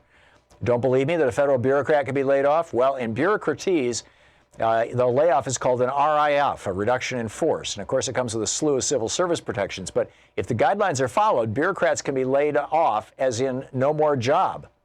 And then he quotes Michael Roberts, and basically it says, after 30 days, when agencies furlough employees for more than 30 calendar days or 22 discontinuous work days, they must use RIF procedures. And so does this mean that in 5 more days, Trump can just start massive layoffs within the federal workforce? I honestly don't know. This is new to me. If you know anything about it, let us know. Charles in Staten Island listening to us on WBAI. Hey, Charles, what's on your mind today? Hey, Tom, I appreciate your brain very much and your thoughts. We definitely need more people who are thinking on the point. The reason why I called is I'm writing a book presently, and I believe this is, and I'll give the site in a second for it, I believe it has the answer. Part of what I believe is the answer is that would abolish, within respect to national security, because you have to understand part of our government, of course, we are number 1 in the world because of all the business we do. And I think a lot of Americans love that. Part of the answer would be very touchy unless it could be designed correctly, which Nikola Tesla has actually come up with, and it's disappeared. But I've had experiences as one of my licenses out of 14 licenses and 5 EPA certifications would generate within our electromagnetic fields that are around our Earth energy that does not require any of those substances. Nuclear is not needed. We would not need carbon. You're right, but it does require motion. I'm sorry? It does require motion. I mean, if you're going to extract... Absolutely. If you're going to extract electricity from an electromagnetic field, you have to have motion, and that motion requires energy to produce. And that's why the whole, hey, let's create unlimited power from the Earth's electromagnetic field has not been realized. I know Tesla, dreamed of this and talked about this. I don't recall any actual plans that he had. Well, actually, I don't want to say it publicly, but he did produce things that would take small electrical receivers, and those receivers literally would be receiving free energy that's literally around us as we speak right now, and how that would be able to be implemented. Well, I mean, you can do that with a crystal radio, and it doesn't require motion. But how do you scale that? I mean, you're taking milliwatts, microwatts, millionths of a watt, out of the electrical field, the RF field that we're surrounded by all the time. That's certainly doable. But if you're going to extract enough power to power a home, I don't see any way to do that. Well, this is, of course, to people who don't do PC board design and control and understand the implementations of designing receivers. Yeah. This is one of the reasons why I feel the Declaration of Independence would be the answer to all of our problems in basic, because the 5 ingredients it stands for, safety, happiness, life, liberty, the pursuit of happiness, and without removing any of those prescriptive ingredients to try to separate them, and exactly like the first paragraph says, it's time to stop the political bands which join us and turn to the powers of the earth. how ironically funny true that it is. Yeah, no, I get all that, Charles, and I just don't understand why we're not, just using the power that's coming from that nuclear reactors 93 million miles away. Charles, you said you were going to put out a website for your book. Toss it out there, and then I'm going to move along. I'm writing a book, and I believe climate change is fully reversible. And What's the website? Send it to one question. What's the website? And my website that you can actually, it's an email. You have to email me, and I'll email you. Anyone email me. Okay, I need some help. Charles, I'm not going to do that. I'm sorry. Pam in Chicago. Hey, Pam, what's up? Hi, Tom. Tom, I'm really concerned regarding the, let's call it the Republican shakedown, shutdown. Yeah. And I know we don't like to be broad like that, but the Republicans have to be held accountable. Mitch McConnell and the whole cabal. So this is the Republican shakedown, and it's a Republican attack against working families. Yep. And it is despicable, and it is wreaking havoc all over. So my concern is, Tom, we have to realize that Trump, he has no compassion. So he doesn't care. So how do you negotiate with someone like that? Because we keep talking about negotiation, right? Mm-hmm. Well, now I've negotiated in some real estate deals, Tom, and I've also been on the end of some just devious agents. So let's not assume, we know that Trump doesn't care. So then you have to ask yourself, how do you deal with that level of sociopathy? Yeah. Yes. So the worst case scenario, that's what Nancy Pelosi and the rest have to deal with, what we have to deal with. And then, Tom, I wanted to ask you a question, because we're now looking at, I think he should be impeached. I think Trump has brought out, the statements by Peter King, right? And all of the racism and the hatred. And for me, that's what he won on. Oh, you meant Steve King. We know about. Yeah, you meant Steve King. Steve King, yes. And we know, of course, about the voter suppression, but I think one of the major facts, Trump used race. That's the division. Oh, the wall is stand-in for race, Pam. That's all his entire thing is the wall, and the entire thing about the wall is that there's brown people on the other side of it. Sure. So that's the symbolism, and that would be the wall of hate. Yep. Or, the Let's Make America Great Again wall. So we know that. So, Tom, I want to ask, I feel he needs to be impeached, and I'd like you to talk a little bit about that. But I wanted to also ask you, in 2020, Tom, if we don't have someone who is willing to talk about the issue of race and combat Trump on that issue, because he's going to run on that issue of race. Right. And he's going to push it hard. So if we don't have candidates or someone who's willing to do that, it's going to be problematic. And then, Tom, I thought after George Bush, and maybe I was really naive, I thought we wouldn't have another Republican president. Yeah. Yeah, I hoped after George Bush devastated this country, I just thought that wasn't a reality, but I was really naive. Yeah. Well, never underestimate the power of Republican perfidy. They stole this election with the help of foreign governments, and not just Russia, by the way. And a whole hell of a lot of voter suppression, racially motivated voter suppression. And they have been doing that ever since Richard Nixon. Richard Nixon committed treason to become president. He blew up the LBJ's negotiations with Vietnam. Ronald Reagan committed treason to become president. He blew up Jimmy Carter's efforts to negotiate a release of the hostages and told them, hang on to the hostages, and until after the election, I'll sell you all the weapons you want. George W. Bush lost in Florida, we later found out, but he got a Republican congressman from New York to take his staff down there and shut down the vote count, and then he got 5 corrupted people on the Supreme Court to put him in the White House. It's just, I don't think that we've had a legitimately elected Republican president since Dwight Eisenhower in 1952 and reelected in 56. It just hasn't happened. And you really put your finger on it, Pam. Thank you very much for the call. It's great to hear from you. Troy in Brooklyn, New York. Hey, Troy, what's up? Hey, Tom, how you doing? Good. Quick thing. Donald Trump shut down the government. Mitch McConnell is keeping it held down. What I think this might be is a perfect opportunity in where you could hold. I don't think the problem is going to be Democrat or Republican. I think the main problem is accountability. If they're allowed to continue to do stuff like they're doing to 800,000 people, and the people kind of if it doesn't directly affect them, they let it shut off, then there's no reason for them not to continue to do it again. So my question now is there some type of mechanism in place that Mitch McConnell doesn't want to bring the vote that they already voted on to reopen the government to the floor? Can the pressure now be put on the rest of the senators so they all have to be held accountable, and that way it doesn't matter if they vote out Republicans or Democrats. What the main goal should be for the next election is anybody who is willing to take this stance, vote all of them out and put somebody back in their place. I don't care if you replace a Republican with a Republican, but you have to make them be held accountable, or they will continue to do the same thing over and over again. Spot on, Troy. This is the one form of accountability that we have, that we regularly engage in this country. Every 2 years we have elections. There's one coming up in 2020 next year. 22 Republican senators are up for re-election, and we should be calling their offices right now at 202-225-3121 and saying, where's Mitch, and when are you going to reopen the government and stop holding us hostage? And by the way, if you don't do this, I'm going to do everything I can to work against your re-election. I have a feeling the Republican Party is cooking its own goose here, but they have a way of surprising me. But Troy, you nailed it. Thanks so much for the call.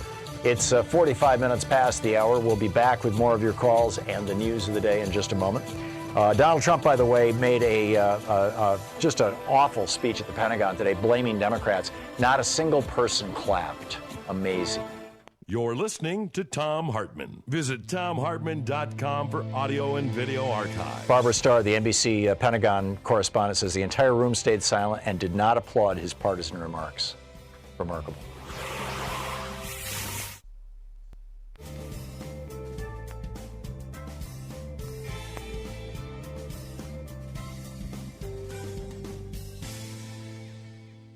And welcome back. Leon in Mayora, Illinois. Am I saying it right, Leon?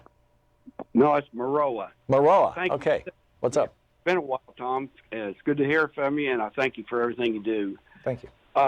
I want to know if you see a comparison or a parallel between the Nixon tapes that he concealed and the interpreter's dictations that the president had with Putin. And don't we have a right to know what was said? Wow. I had not made that connection until you just brought it up, but it's brilliant, Leon. It's absolutely brilliant. I mean, his interpreter works for the State Department. I believe it's a woman. I believe that so she and she, because she works for Trump, she basically has to do what he says. But I think that she could be subpoenaed, and just like the tapes were subpoenaed. It might go to the Supreme Court. The Supreme Court may rule just like they did with the tapes. That is a great parallel. Did you come up with that yourself, Leon, or are other people talking like that?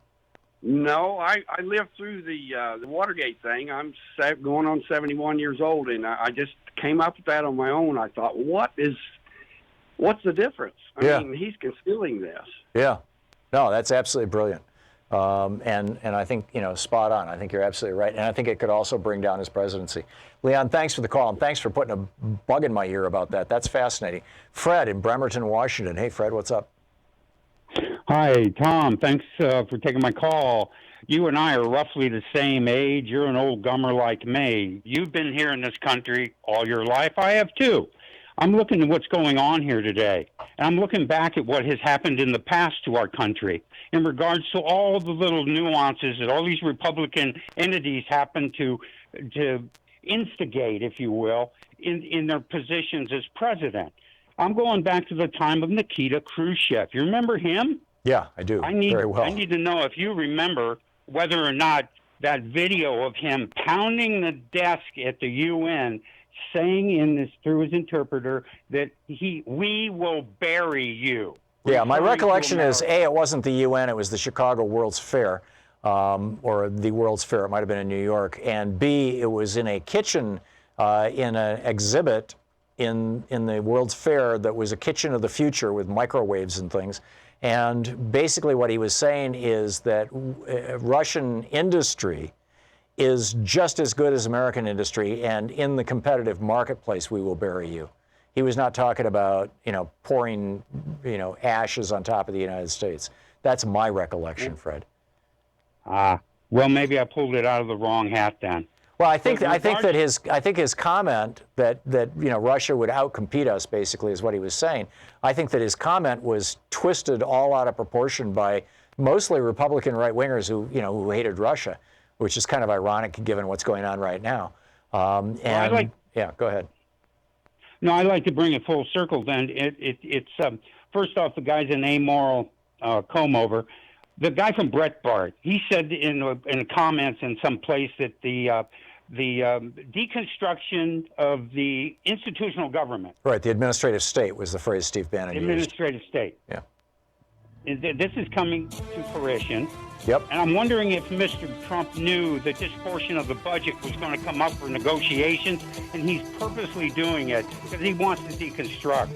I doubt he's smart enough to have come up with that, but possibly Steve Bannon, speaking through Steve Miller, I wouldn't put it past him at all. Or, maybe one of the guys who works for one of the billionaire oligarchs who wants to see our government destroyed.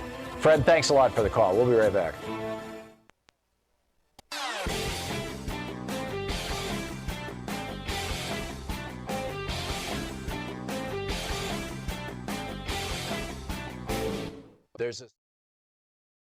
Hey, if you're one of our Patreon sponsors or YouTube sponsors, be sure to check out the new video that's available talking about our poopy president.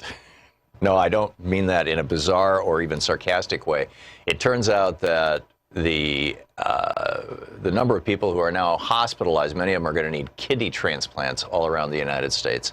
I mean, literally, their lives have been devastated and wiped out, is the result of a decision that Donald Trump made to tell his EPA to allow more cow poop, basically, to be intentionally or unintentionally used for irrigation of crops, specifically romaine lettuce.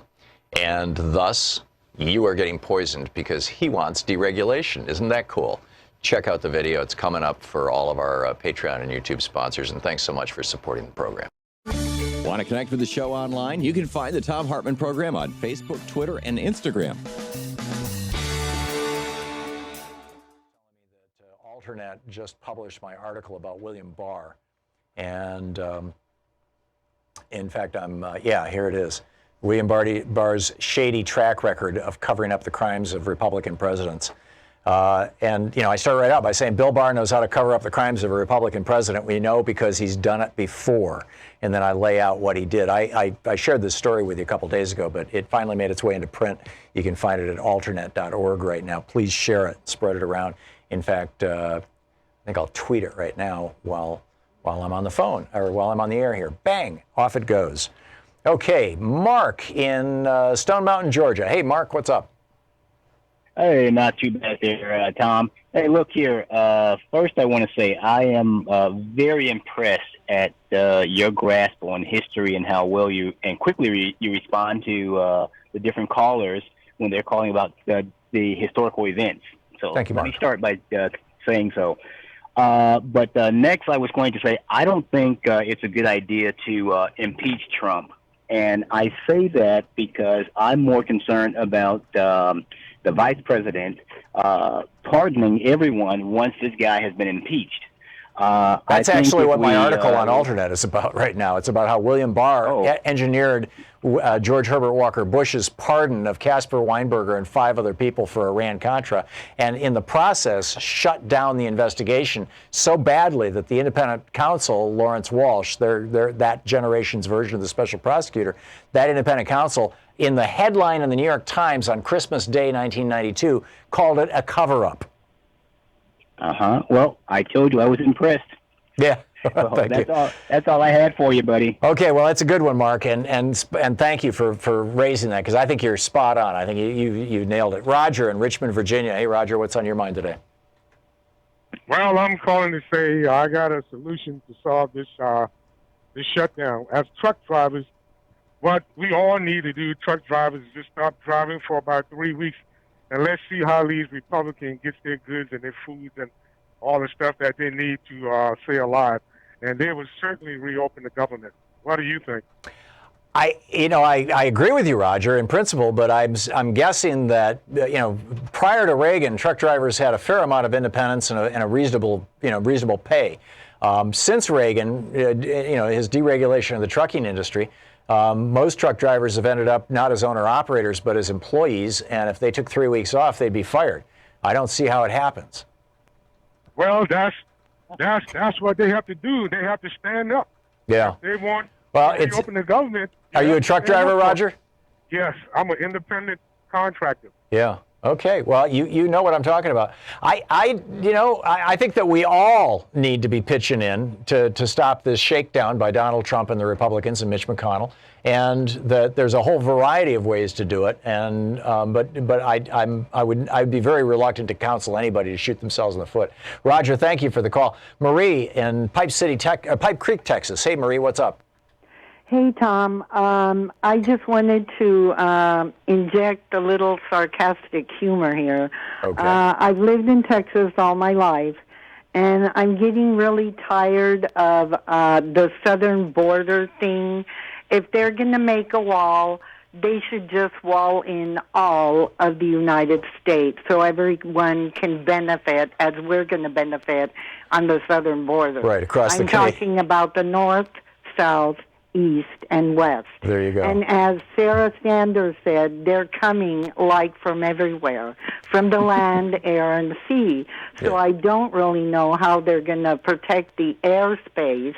But then again, you have to remember we are also not only doing the wall so people can stay out, but we should also remember a few years ago in Dannemora when we had those two convicts escape and almost made it to Canada. He was, how many miles away?